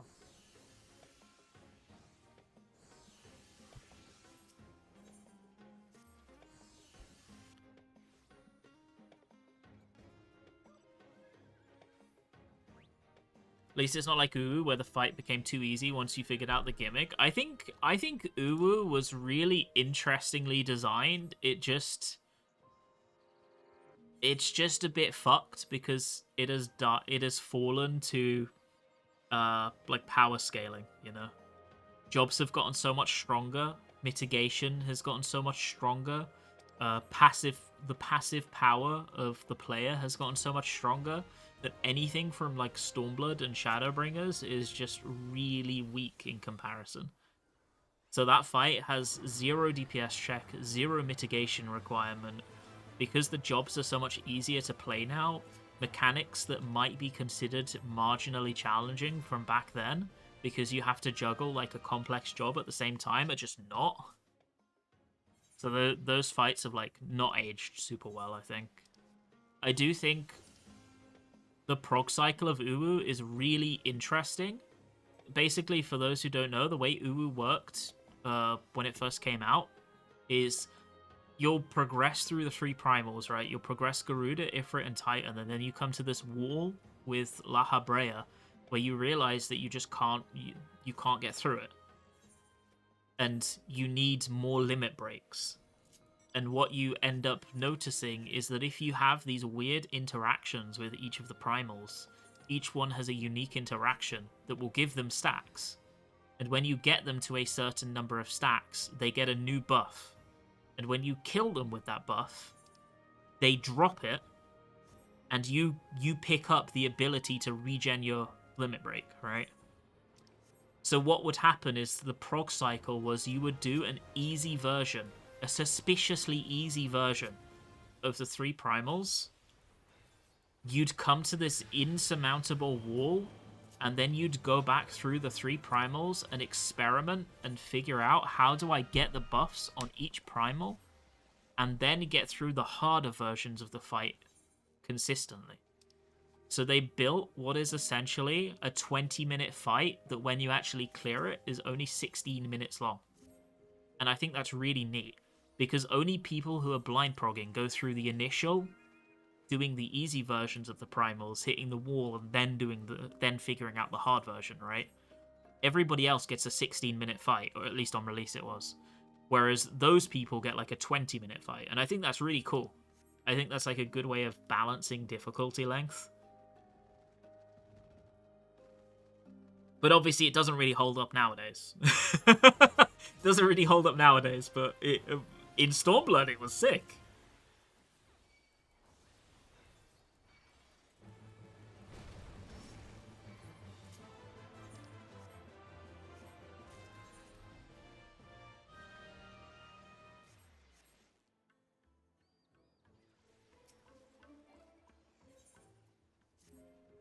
Reprogging Uwu with another group, and the difference from Shadowbringers to Dawntrail is yeah, it's insane. Every expansion, there's like a noticeable shift in the scaling of those fights compared to your current power. Which is why you'll hear people say, and I have heard people say this, that Uwu is easier than some current extreme trials. And I don't think I can even argue that anymore. I actually think I kind of agree. It is easier than some current extreme trials. It's longer, but it's easier, you know?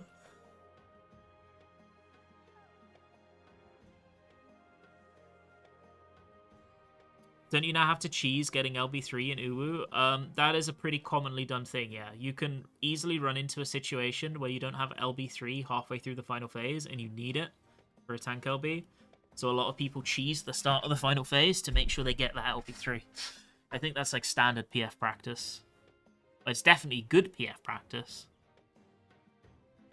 Uwu, you kill in like 11 minutes? You kill now in 11 minutes. It used to be 16.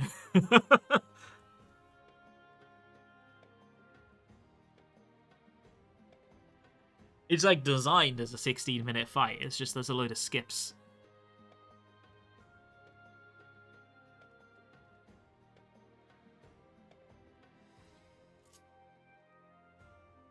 Yeah, nowadays Uwu is very short. Very short. Nowadays you skip like half of Uwu, genuinely now.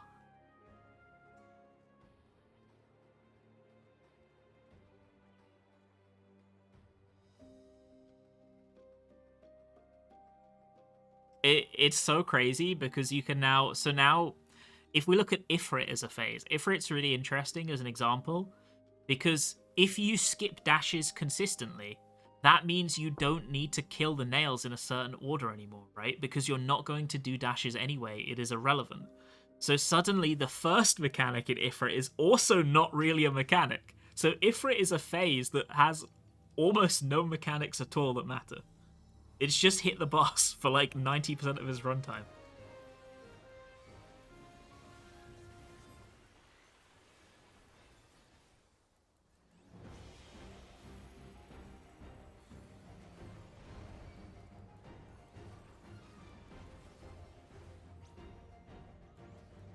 Bum, bum, ba-dum, bum, bum, bum.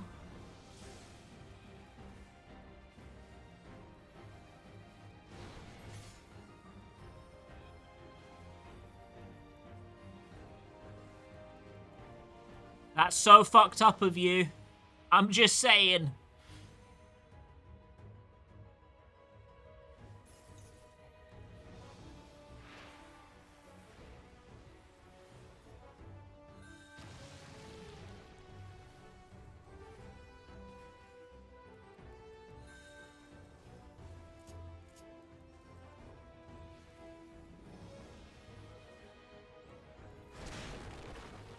Ba-da-bum, bum, bum, bum.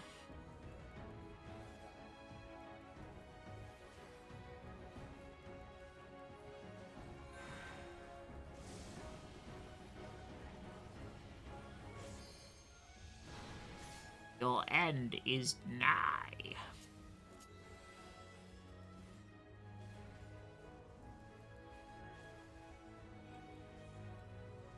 Where's this one going?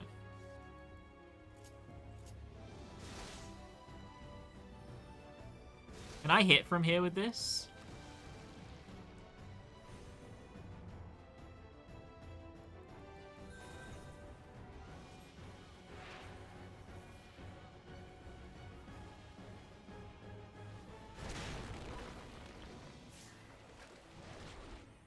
When the weapons aren't so yellow.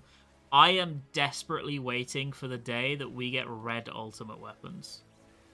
I'm like a fiend for the color red. And we still don't have any red ultimate weapons, and it hurts my soul.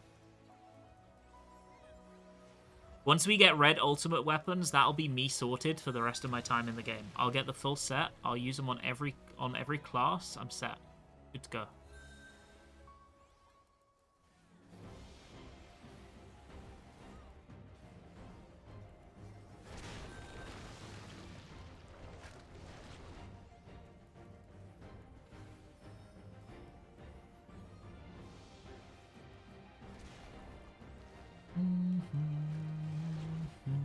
I like red mage based.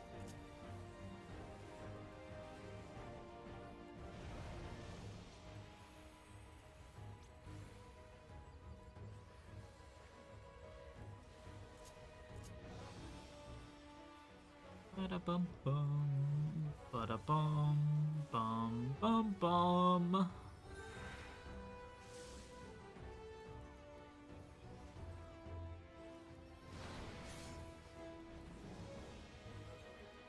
Okay, I have no intention of doing this mechanic. Just saying bluntly, I have no intention of doing this mechanic.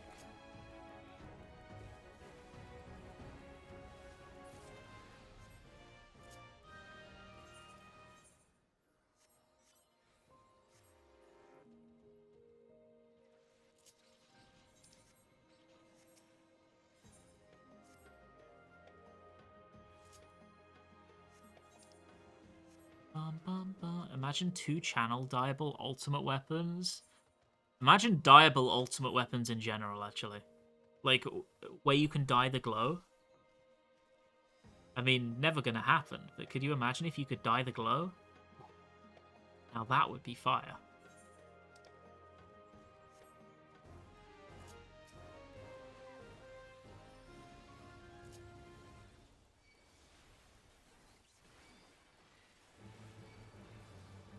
Imagine like the T weapons with the mechanical motifs, but you could make it red. Like red and gold or red and black. Ooh, I'm in. That would sort me right out.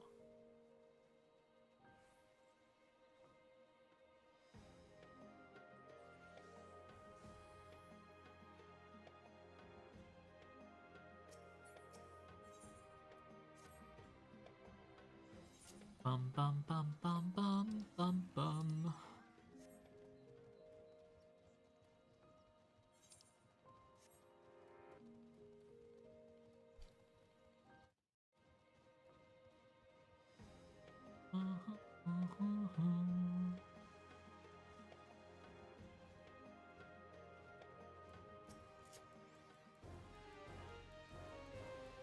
I hit the boss? There we go. We've got our contribution.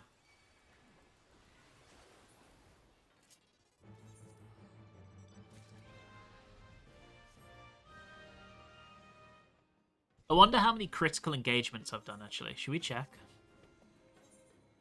How many of the 500 CEs have I done?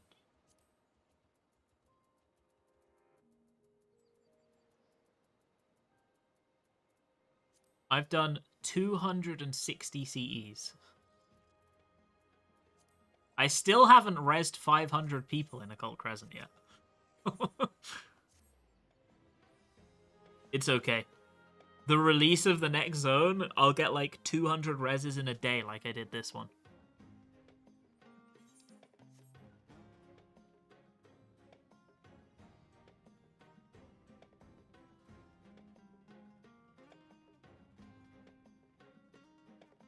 Whenever a new Occult Crescent zone releases, or like any kind of relic exploration zone instance, it is such a mess. You just have so many people dying. It's so funny. The first day of release. There is exactly one day in which Occult Crescent was peak content, and it was release day. Because all of the CEs were just a huge mess, nobody knew what to do, and it was so fun.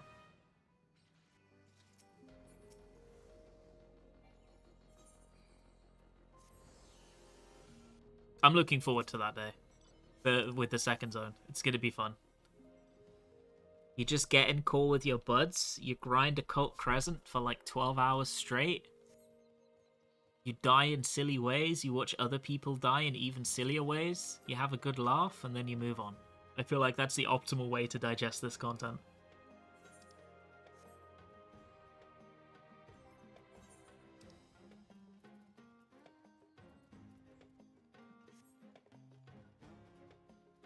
Yeah, Bolshoi Day 1 was so much fun as well. Yeah, it was.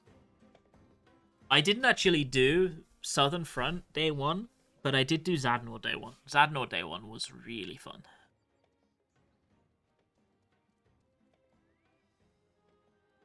Pretty sure I was working for Southern Front Day 1. Oh, I was at work.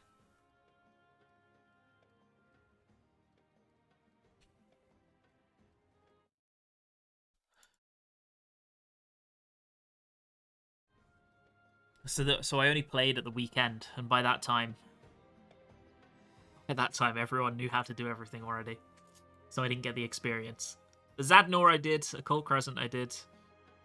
Most of the Eureka zones I did. I did Animos Day 1. I did Hydatos Day 1. I think I did the Ice Zone as well. I didn't do the third zone Day 1. We might miss Pots. Ooh, is it South Pots? I will just follow whatever the majority does, I'm gonna be honest.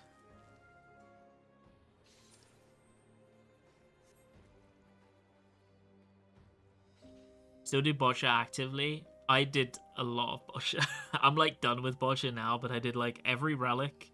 And if you had an option to do it the step in a Boccia way, I did the step in a Boccia way. I got like the max stacks of the buff from grinding. I spent a load of time in that. There was like a month where the only thing I did with video games was log in and do Boccia. It was a dark month. My brain was fried. I farmed fragments. I did everything. It was so fun.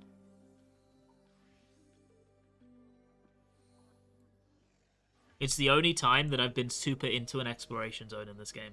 I locked in.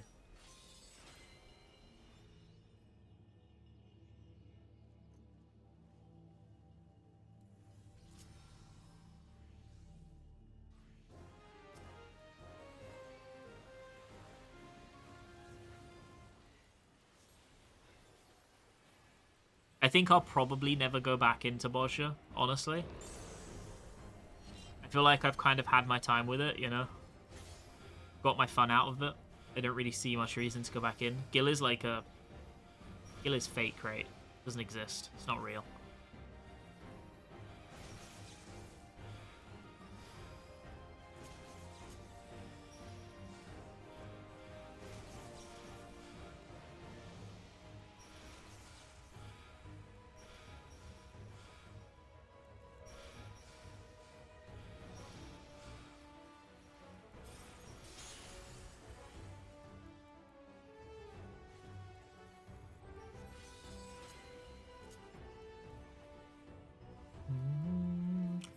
Ba-da-bum.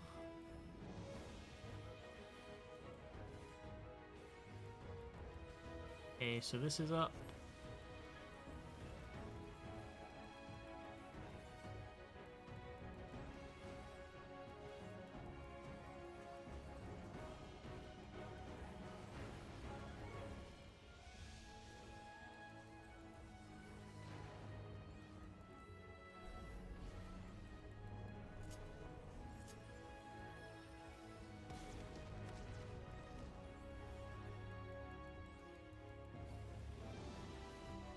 This is a half room.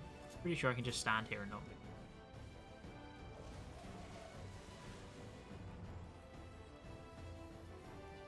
Bosch is amazing to level from 70 to 90. Yeah, it's really quick.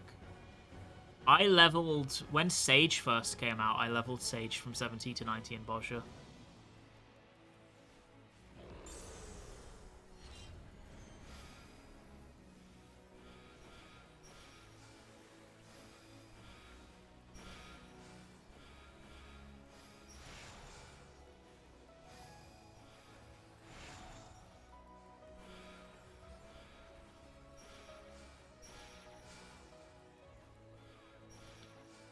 Bum bum bum bum bum bum.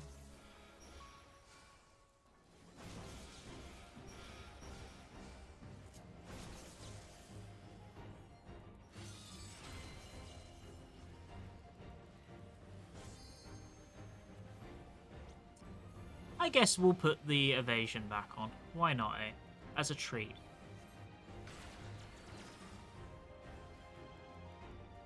Did that with Picto too? I don't even remember what I did for Picto and Viper. I think I just did roulettes.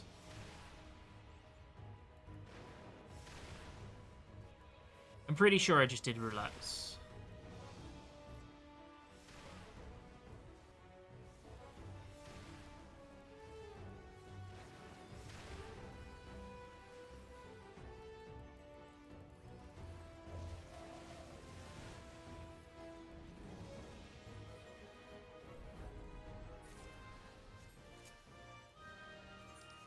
Okay, and then we go to pots.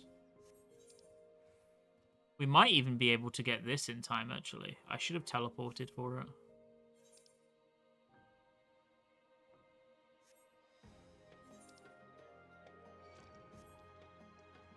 Wish we didn't start 10 levels behind with new jobs when an expansion releases. I can kind of understand why they do that.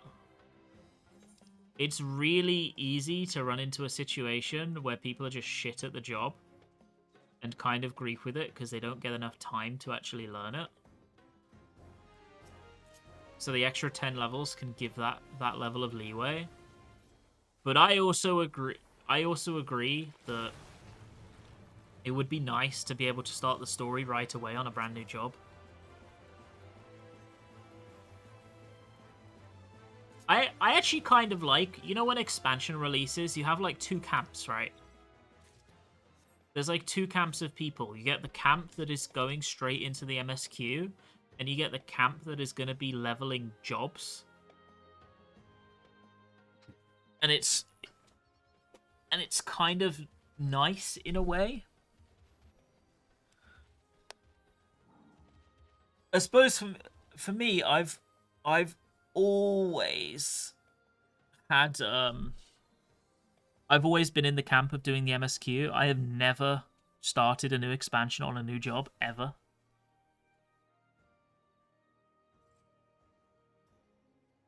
In fact, I always level the new jobs last. They're always the last jobs I level. I level all the old jobs first, always. Except when Sage came out, actually. Except when Sage came out, because it was a healer. Otherwise, I always level all the old jobs first.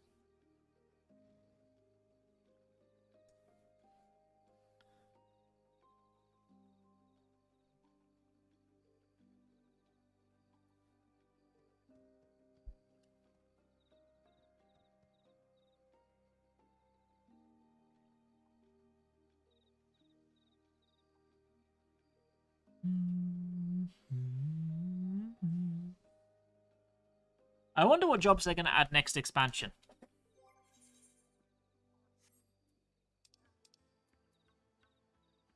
I mean, it's highly likely we received we get a fourth fizz ranged, right? Hope none. Well, so I keep my ear kind of close to the ground when it comes to people data mining, because there's a lot of interesting stuff you can garner from it. Like the fact that every patch, seemingly, Square Enix is making non-insubstantial changes to their back end, which means that they're actually doing a lot of work behind the scenes on the game, which is kind of interesting. But I'm pretty sure that I read somewhere that they've added IDs into the game that take up the same slots that would be taken by new jobs every expansion, and they added 2 this patch, which means that it's highly likely that we will once more be getting 2 jobs next expansion. Which, I mean, is the thing that everyone expected, right? But...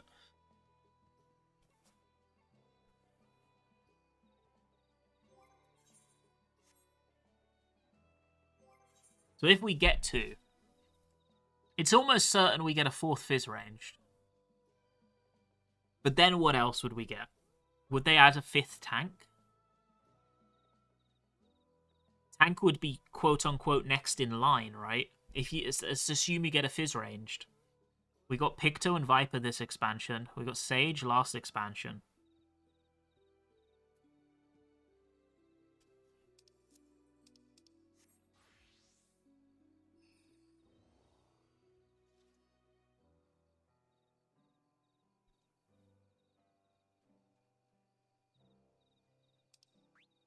So tank is the only role that hasn't had a new job for quite a while. Rather have them rework current jobs. I mean, me too. But they are... Realistically, they're always going to add new jobs because it is a better marketing tagline, right? New job sells a whole lot better to like the casual player or somebody who might be thinking about coming back than reworked jobs.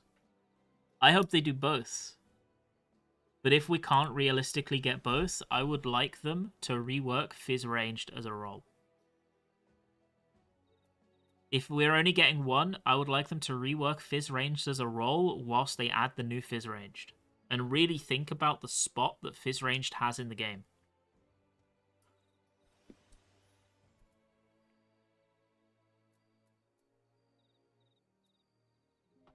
Didn't they say we'd get substantial combat reworks in 8.0? They've said a lot of things. I'm not sure how much I believe. They've said a lot of things. They have said we'd get substantial job changes, but they've also said that if you like the way current jobs are, you don't have to worry, which implies they're not going to change it too much. I don't know. I'm hesitant to predict too much because they've said a lot, and a lot of it contradicts one another. And some of it is probably bullshit. So I'm just in the camp of we'll wait and see. Like I'm sure some of it's accurate, but some of it is like misconstrued or badly translated or just kind of said without much thought. So I would say it's okay to hope, but don't get your hopes up too high. My hope is just that they do something slightly different than what we've gotten.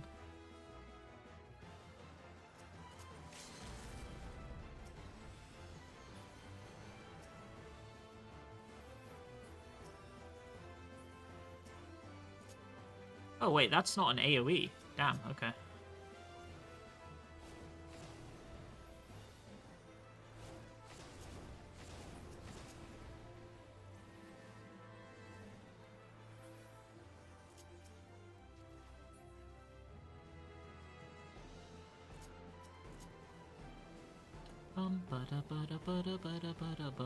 This time I'm gonna get a pop, for sure. I can feel it.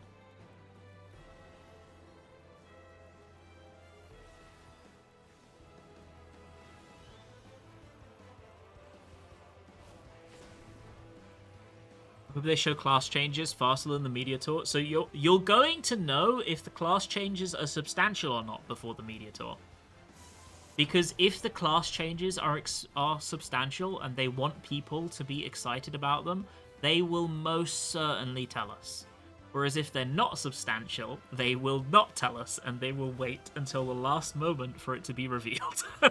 So if you hear really early, oh yeah, we are working hard at making changes to jobs, we're doing a bit more this expansion, blah blah blah, XYZ, that means that it's something to be excited about. And if they say nothing and they wait till the media tour or whatever they decide to do this time around, then it means that it's probably going to be following the status quo. At least that's how I read it.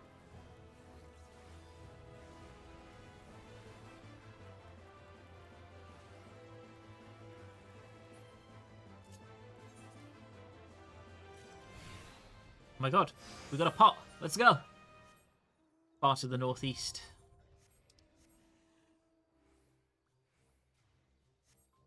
What if they rework physical ranged and added 2 new physical ranged? I don't think they ever would, but I would be okay with that. I would actually like that even. I don't think they ever would, because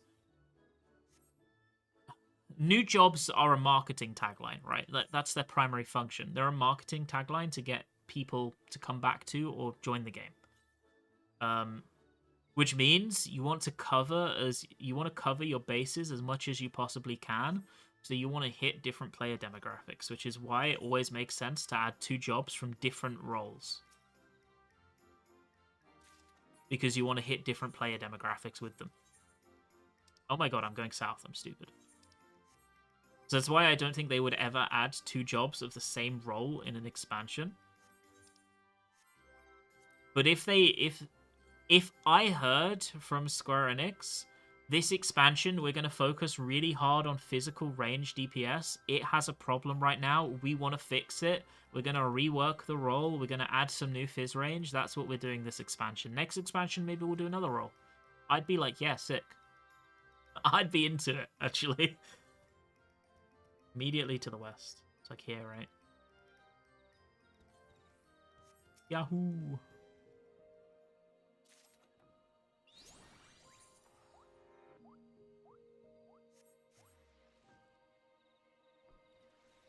Phys ranged is the only role in this game that I actively don't like playing.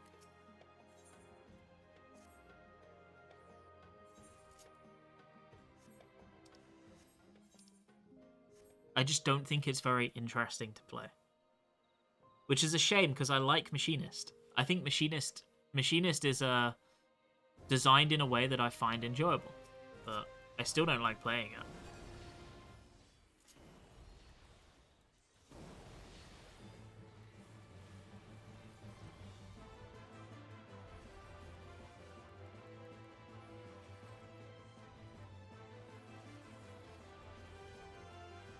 I know that there's phys range mains out there who do like it, and to that I say hell yeah, I am happy for you. But the problem is, this role has like a heavy lack of players at endgame. Because a lot of people are just struggling to find the enjoyment in it, and that is something that they should consider fixing.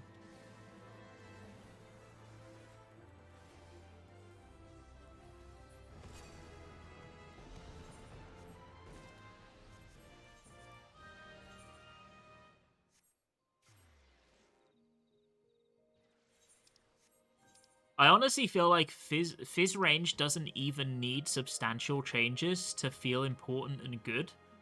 It's not even the way that the jobs play. The jobs play are not the issue, right? For the most part. It's like intrinsic characteristics of the role that make it feel bad. The fact that it is the role that does the least DPS, the fact that it is the role that feels like it has the least agency in a raid. So I don't even think that they would need job reworks to fix that. I think they would just need to think about, okay, maybe we can add a couple of role actions that might aid it. We can add some passive traits to the role that might aid it. Maybe we could consider adding a role mechanic to it, applying it to a few actions, and that might fix it, you know? maybe what they could do, like, this is a random spitball example, but you know that in PvP they've added channels. I don't want to call them casts because they're not really casts, but they've added those like cast bars that you can still move whilst doing, but you move slower. Maybe they could add those to some of the filler buttons or something. I know they're scared of re-adding casts, but it is different. Maybe they could add something like that. And because now the role has a bit of risk reward, they can bump the damage up a little bit. I don't know.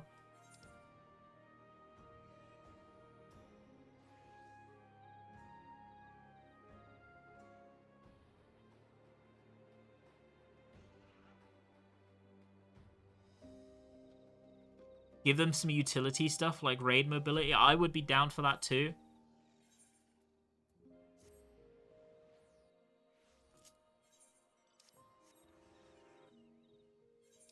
Too much damage, you make it a straight up DPS. I think it needs to be a straight up DPS. I don't think that the way that this game is designed at endgame currently supports support DPS. So they would either need to intrinsically rework the way that they handle the Trinity system to make support DPS work, or they need to make everything capable of standing on its own as just a DPS.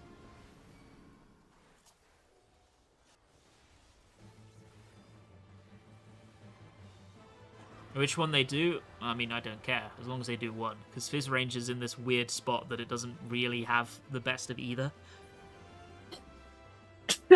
Oh, bless me, sorry. I did not have time to mute for that sneeze. That guy that we were talking about yesterday in that raid group, who was like mad at somebody sneezing in raid before, he like, his ears pricked. And he heard that somewhere in a voice call somebody didn't mute before they sneeze, and he got a little bit angry. Whatever he's doing today.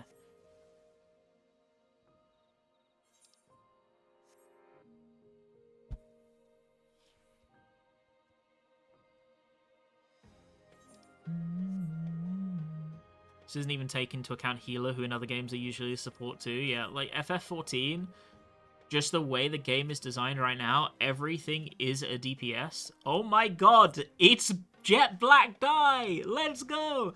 Everyone is a DPS, and if anyone isn't a DPS, then they are considered slacking in the current balancing of the game. I think it would take quite substantial reworks to change that. So the jobs that don't feel like they are capable of being a full DPS often feel like they're in a weird, not good spot.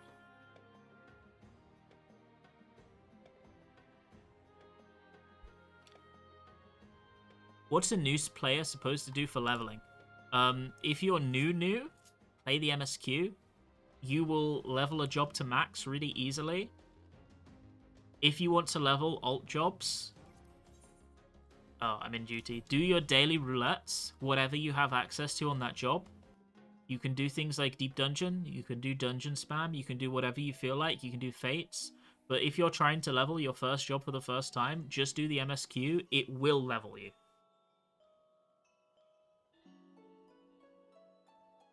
You will be max far before you finish the MSQ. If you're enjoying the cutscenes, then take your time and enjoy it. If you just want to get through it, it's okay to skip. Do whatever you want.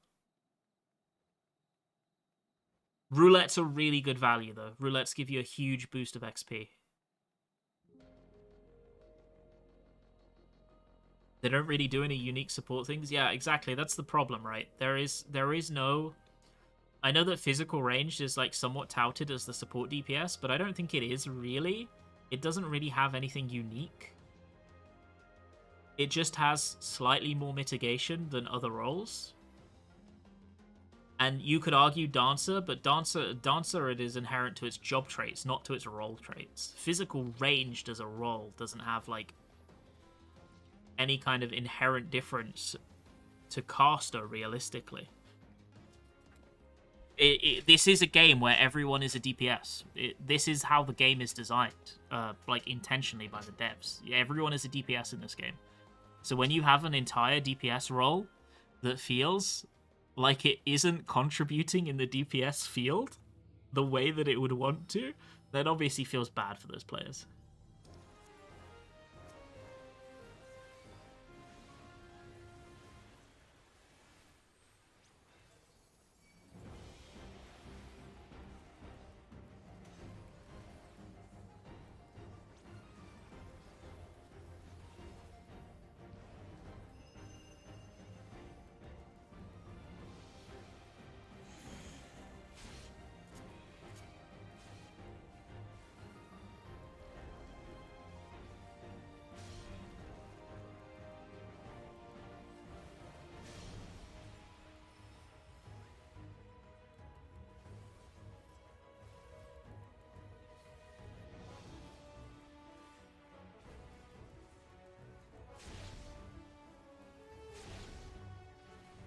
So basically what they would need to do, they need to do one of two things, right? They need to kind of rework the role system from the ground up, reconsidering everything.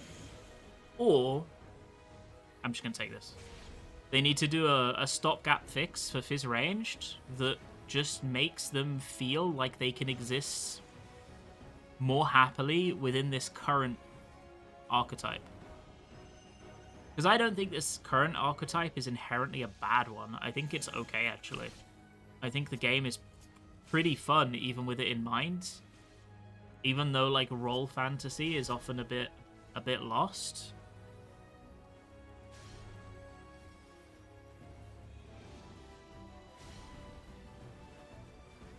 But Fizz Ranged within it just has a weird, kind of sad existence.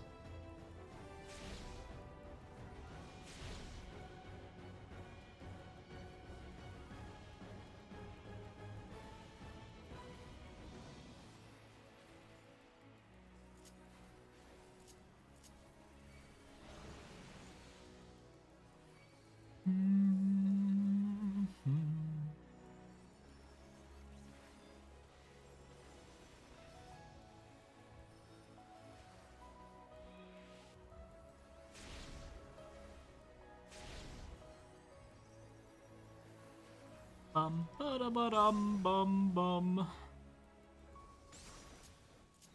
Can I get it to move?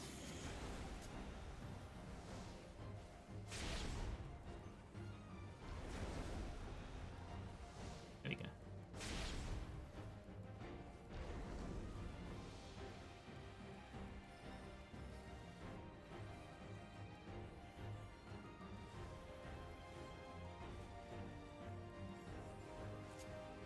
That is a thing people have talked about before, like utility through crowd control. A lot of people anticipated that was what they were going to do when they started adding a lot more crowd control role actions in Stormblood and even more in Shadowbringers. A lot of people were of the assumption that what they were going to do was massively increase that aspect of the game, but they just never did, really.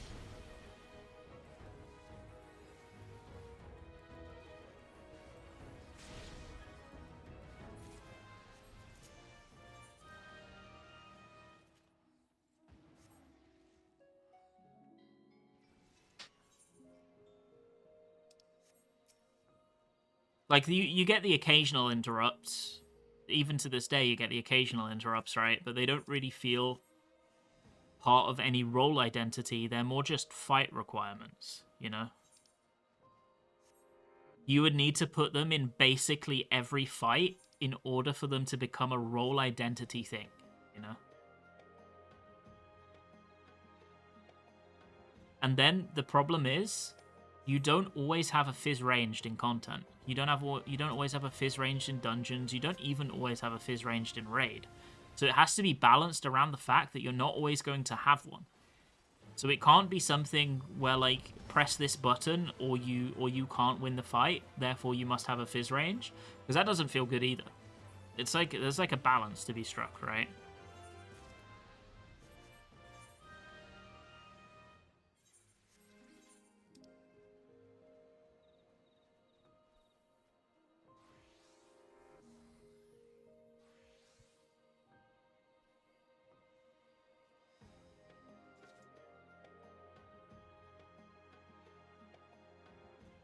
It's not even mandatory in top, right?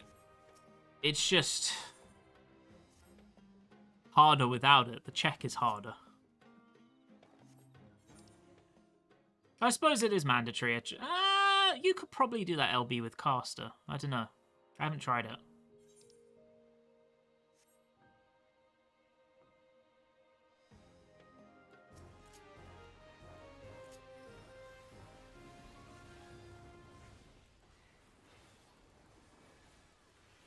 I would imagine double caster LB would work.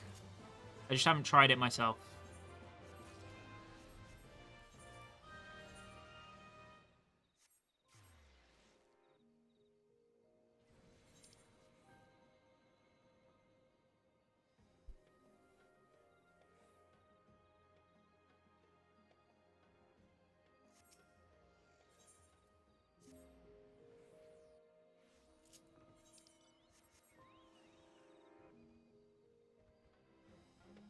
Hope they pull all the stops on this housing update. Yeah, I'm not going to pretend I'm a housing enthusiast, but Jesus fucking Christ, it feels like housing enthusiasts have been waiting the entire expansion for a change that was supposed to happen like 3 patches ago. That, from an outside perspective looking in, that's how it seems like.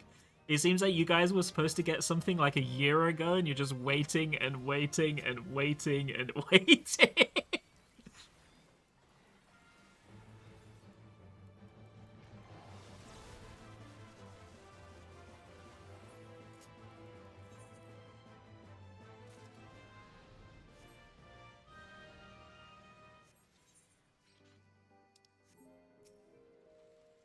Cries in Blue Mage. The worst part about Blue Mage is that I really do think Blue Mage is not getting an update this expansion. I really do think it's not getting one. It's supposed to be in 0.4, right? I swear the expansionly Blue Mage update is supposed to be 0.45. Isn't that normal? That's how I remember it. But they've said nothing about it, which means it's not coming in 0.4. So unless it like gets bundled in with Beastmaster, then it's probably not coming this expansion.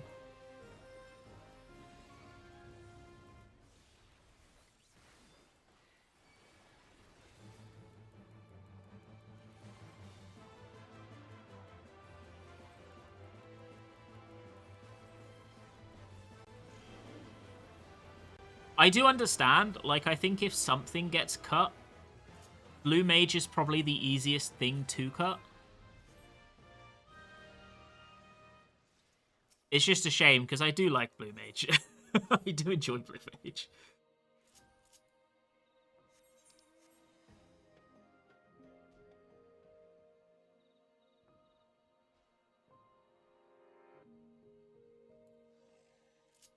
My guess is what's going to happen when they're announcing and talking about 0.5 and they first show off Beastmaster is that what they're going to say is, unfortunately, they didn't have the resources to do Blue Mage this expansion. Blue Mage will get an update next expansion with the Beastmaster update. That's what I anticipate they say, and we get nothing for it this expansion. That's my guess.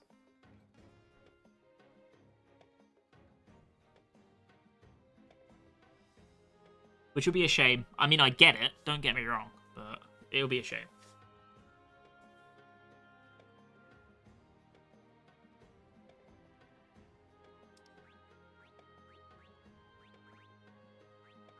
Oh, I have Inquiring Mind now, which gives all of the passive buffs.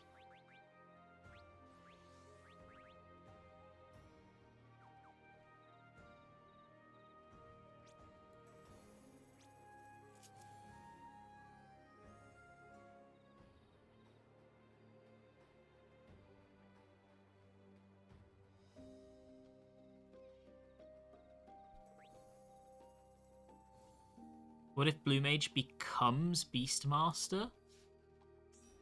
How would they fit that in gameplay-wise, though? I suppose, like, lore-wise, it could have implications, Jesus Christ.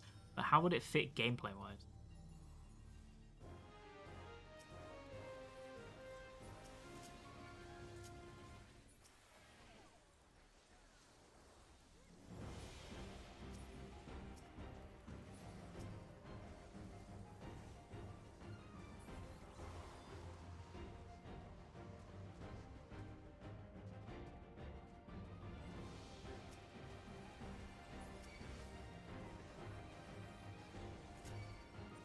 They announced it at one of the fan fests, so resources will have been allocated. Whilst technically true, I'm pretty sure it wouldn't be the first time that something has been promised, but then kind of ignored for a while and then shifted quietly to a future expansion.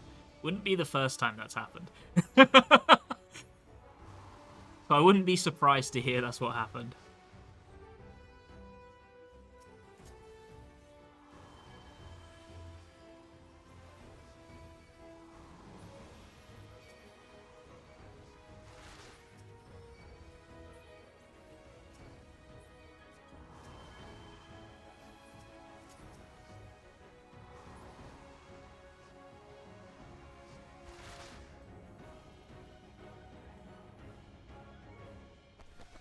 Some people are still holding on for Eggy Glamour. Yeah, me too. It's coming soon.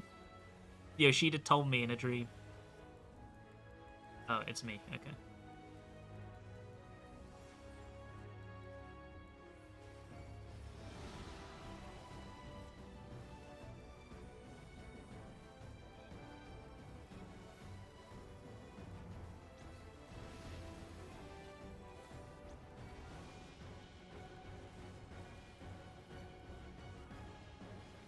I remember when Fairy and Eggy Glamour got announced, I was really excited at like the potential of it because I expected, naive me in hindsight, really funny. I was expecting like, damn, and then every patch they'll add like a new glamour and it'll be so cool because every patch your fairy and your carbuncle will look different and you can pick a new outfit for it or a new skin for it and that will be sick. I remember thinking that was going to happen. More fool me.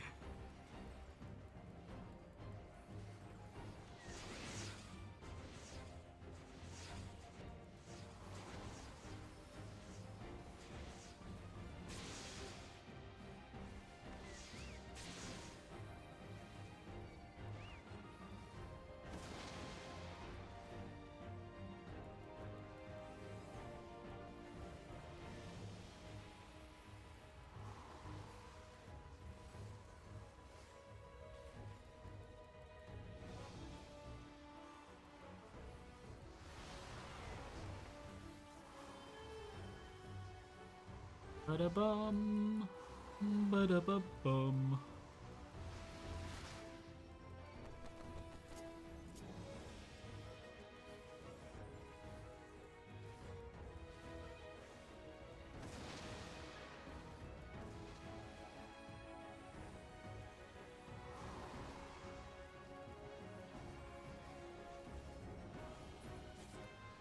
Yahoo!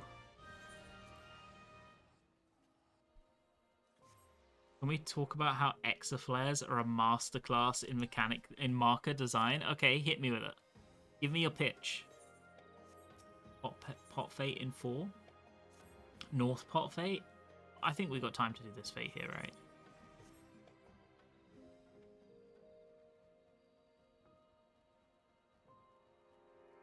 What are your bets on jobs in 8.0? I don't have any bets. I mean, I'm assuming it's going to be a tank and a physical range DPS. I have no idea what they'll be. I actually haven't even thought about it.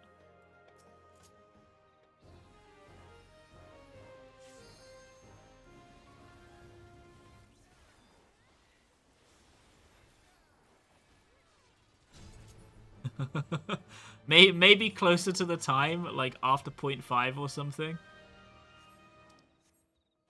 When we're actually in the hype for next expansion mode, we got a little bit ahead of us still. I think after like Beastmaster releases, that's when everyone's going to be looking at next expansion, I think. After 0.5. Yeah, for me as well. Like, personally, new jobs are less important to me than making the current ones as fun as possible. But new jobs are always going to be a thing they add every expansion. It's like the big marketing tagline for an expansion. It's 2 new jobs.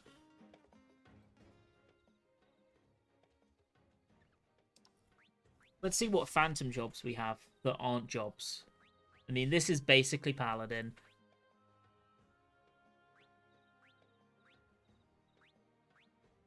I still think Geomancer could make an interesting job.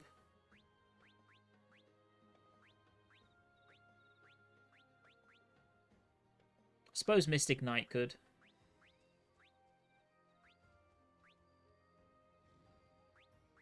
I think that's it from these. I don't think either of these will happen. For fuck's sake, disuse. For fuck's sake, disuse. For fuck's sake, disuse. Alright, so the deal with exaflare markers is that they're your usual circle equals bad marker, but the arrows indicate that things are not exactly what they seem. Plus, what does that pulsing mean? But then it all goes off, and it all makes sense. It's not just a circle, but a circle that moves in a certain way, although to be honest, it's one of those markers that works better when you first... I can't see you posting too much. I can't see the text anymore. I give up.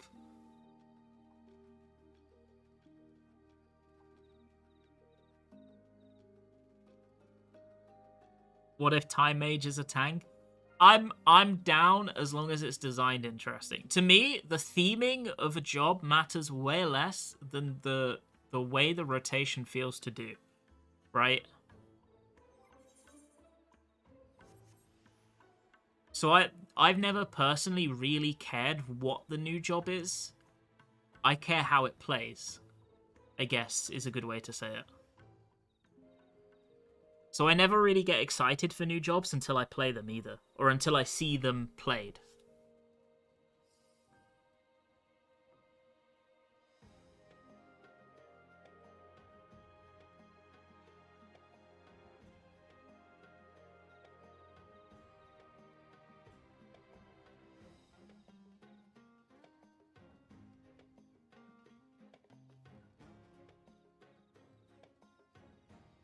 I know there's a lot of, well, not a lot. There's a decent number of people who don't like Picto, but when I went from pretty uninterested in Picto, and then when I played it for like half an hour at Media Tour, I was like, yeah, Picto's going to be really fun. I'm excited for that.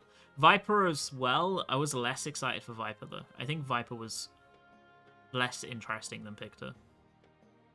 Because Picto's different, you know? It's not like the other casters in the way it plays, and that alone is enough to make it good, in my opinion. Because I just want jobs that play differently from one another.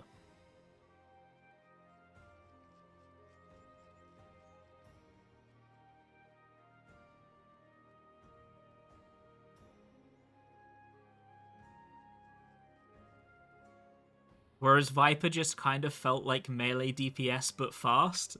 And I was playing at 400 ping, so it was like unplayable, so I couldn't get a good grasp on how it actually felt to not be clipping every GCD. But like my read on Viper after like the 20-30 minutes at Media Tour was it is a melee DPS but fast.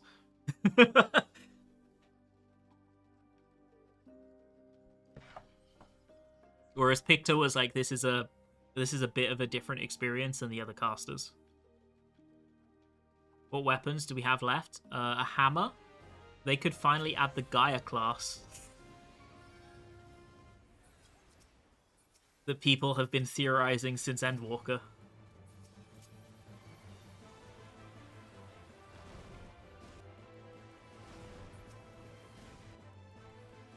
Bow staff? Yeah, true. Non-magical staff jobs.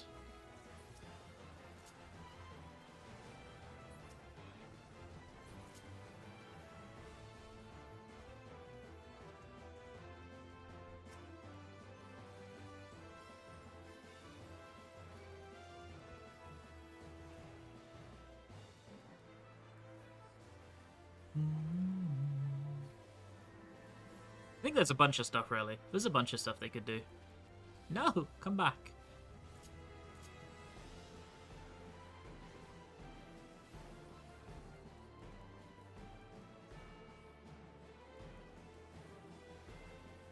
I think I've said this before. I don't think I've said this on stream, though. I've said it off stream.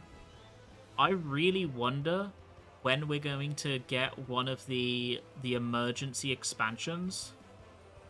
Like, to me, I consider the FF7 and the FF10 themed expansions to be the ones that they're going to utilize when they really want to raise interest in the game for non-players, right? It's fair to say that those two games have the most stock in the wider gaming community and are the most likely to draw people in. So putting a load of motifs and using more of the fights from those expansions are going to be something to do. I don't want to say it's break glass in case of emergency, because it isn't necessarily. But it is something that they're going to want to do when they really want to like raise the game's stock a bit more. So I wonder if we're getting one of those next expansion just because of the weird public reception Dawn Trail got.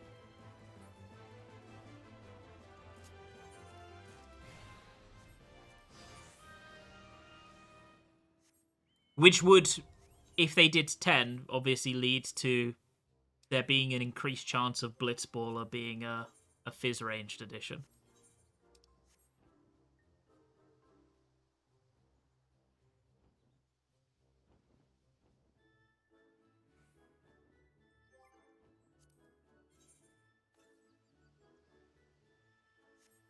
But we'll see. I have no idea, really.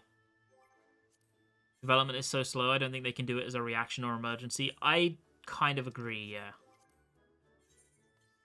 It would have needed to have been a pivot that they made like a year and a half or 2 years ago, you know? Whether they did or not, who knows?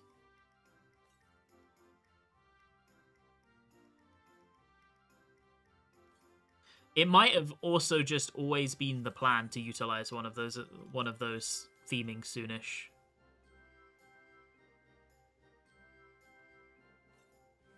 I mean, if we think about it pragmatically, right? It's still a popular game, but the game's not getting any younger. It's over a decade old at this point. An expansion cycle is 2.5 years. It wouldn't be too surprising for me to be seeing them using one of those soon. Like, it's fair to say that both of them are going to be hit before FF14 hits maintenance mode. But for both of those to be hit, that's like 5 years of uptime. It's a long time.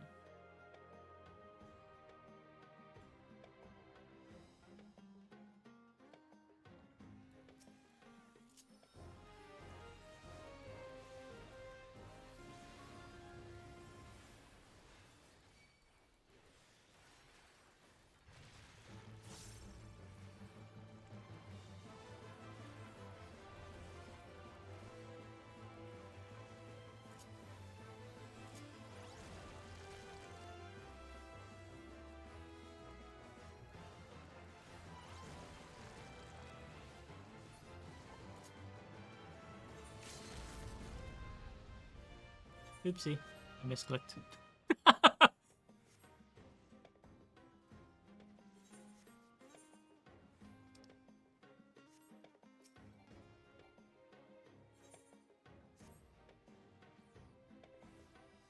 Oh, the shirk was intentional.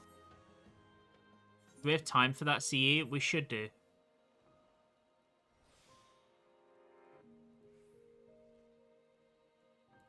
You're biased on 8, you want an expansion based on it? I've never played 8. I own the... Is it remaster on Steam?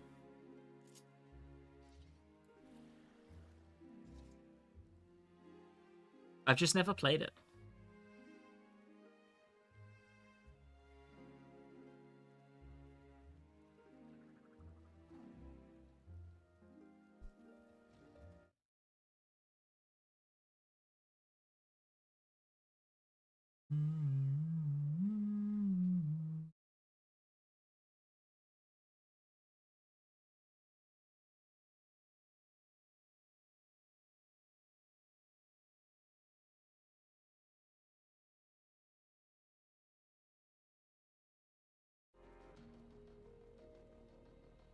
One day I'll get around to playing all the old FF games. You love FF8, that's why you decided you're never playing it again. It's okay, you can watch me play when I play it, Stig. I feel like they wouldn't do an expansion based on 7 whilst the remake of games is ongoing. Yeah, I think they're more likely to do a crossover event than an expansion themed on it. 10 I could see happening, though. I think of the two, 10 is more likely at the moment. And then they hit you with the Sin-themed raid.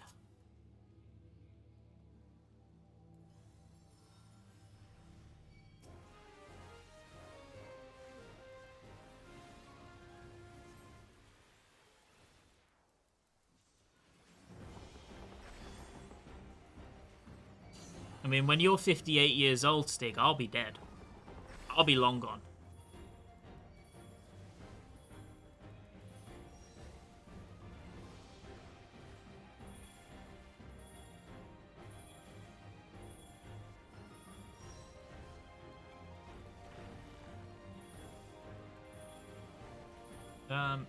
We just stay here and walk a bit back.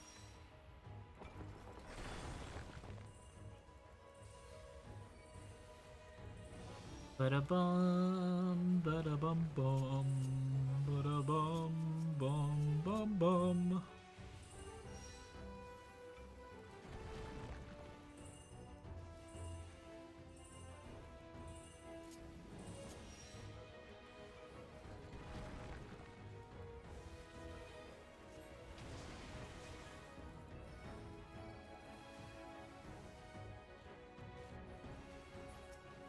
Is this AoE or not?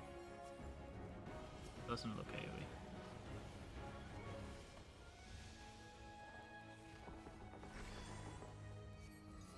Wait, you haven't been stocking up on Cat 6A Ethernet cable? What's wrong with you? What else have you been doing with your time? Playing FF14?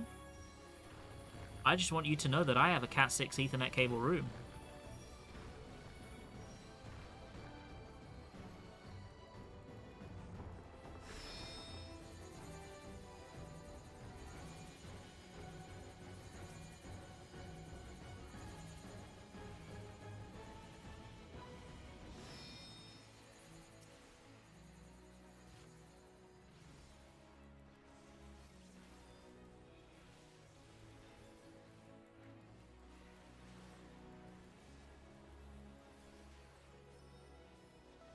Can you are you sure that you can play FF14? Is your GPU going to be able to handle it?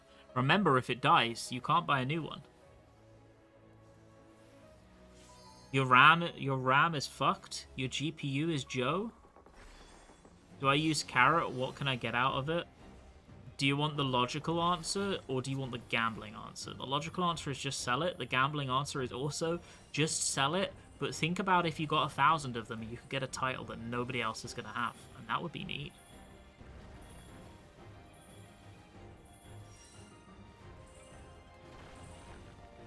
They sell for like 3 or 4 mil, and you are not getting 3 or 4 mil worth of stuff from it. Just like categorically. So if Gil is what you care about, you should sell it.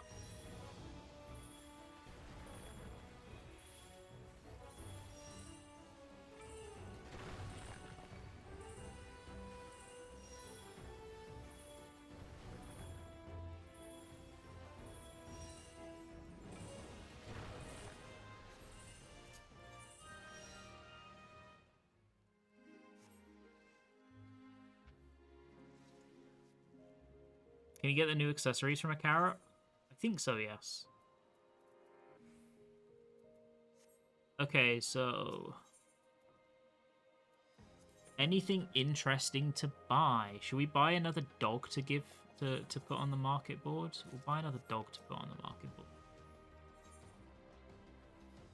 Get rid of this. Get rid of this. How do we upgrade pieces again? Is it just Aether Spun Gold? Aether Spun Gold and X Fixatives. And X Fixatives come from... is it Sanguinite?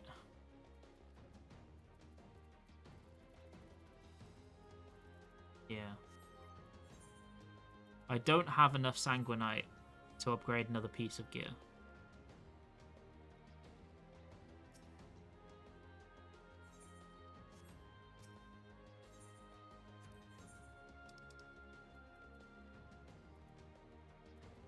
I'll probably just buy a couple of these to give away.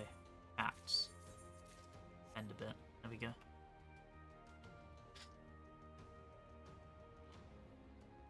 No, the deep rings are pretty cool. I don't know if I'll ever get a full set, because I'm not paying money for them. But I do like them conceptually. You know the fucked up thing? Right before the RAM crisis started, I was considering upgrading my RAM.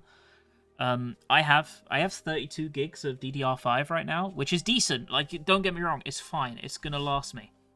But I was thinking of upgrading to 64, and I was really considering it, and I was like, oh, I don't need to. I'll do it later. And now, that exact same RAM is 6 times the price it was when I would have bought it. So, fucking more fool me, I guess.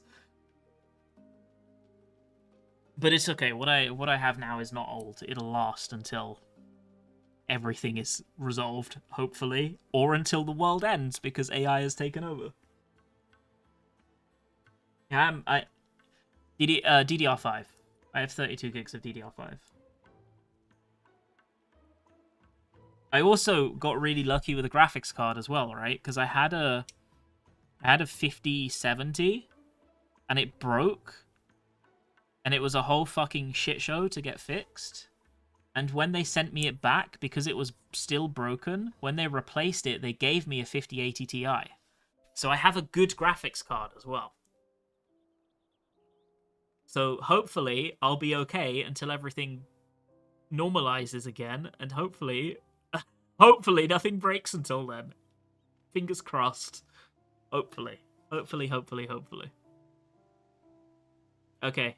We have done our lockout of Occult Crescent for the day, chat. Which means that I'm gonna end stream and go get some dinner. I don't stream at the weekends normally nowadays, so I won't be back until Monday. Monday we will finish Occult Crescent's grind. It'll be the finale of the Occult Crescent grind. And then Tuesday is Savage Prog. Me and my group will be streaming at least 16 hours a day until it dies. It'll probably die day 2, maybe day 3, we'll see. If you want to watch, you're very welcome to. I'll be streaming on YouTube and Twitch. But yeah, I'll see you guys Monday. Hope you have a good evening. Hope the weekend treats you well. And I hope you eat some good food. Have a good one, gamers. I'll see you guys later.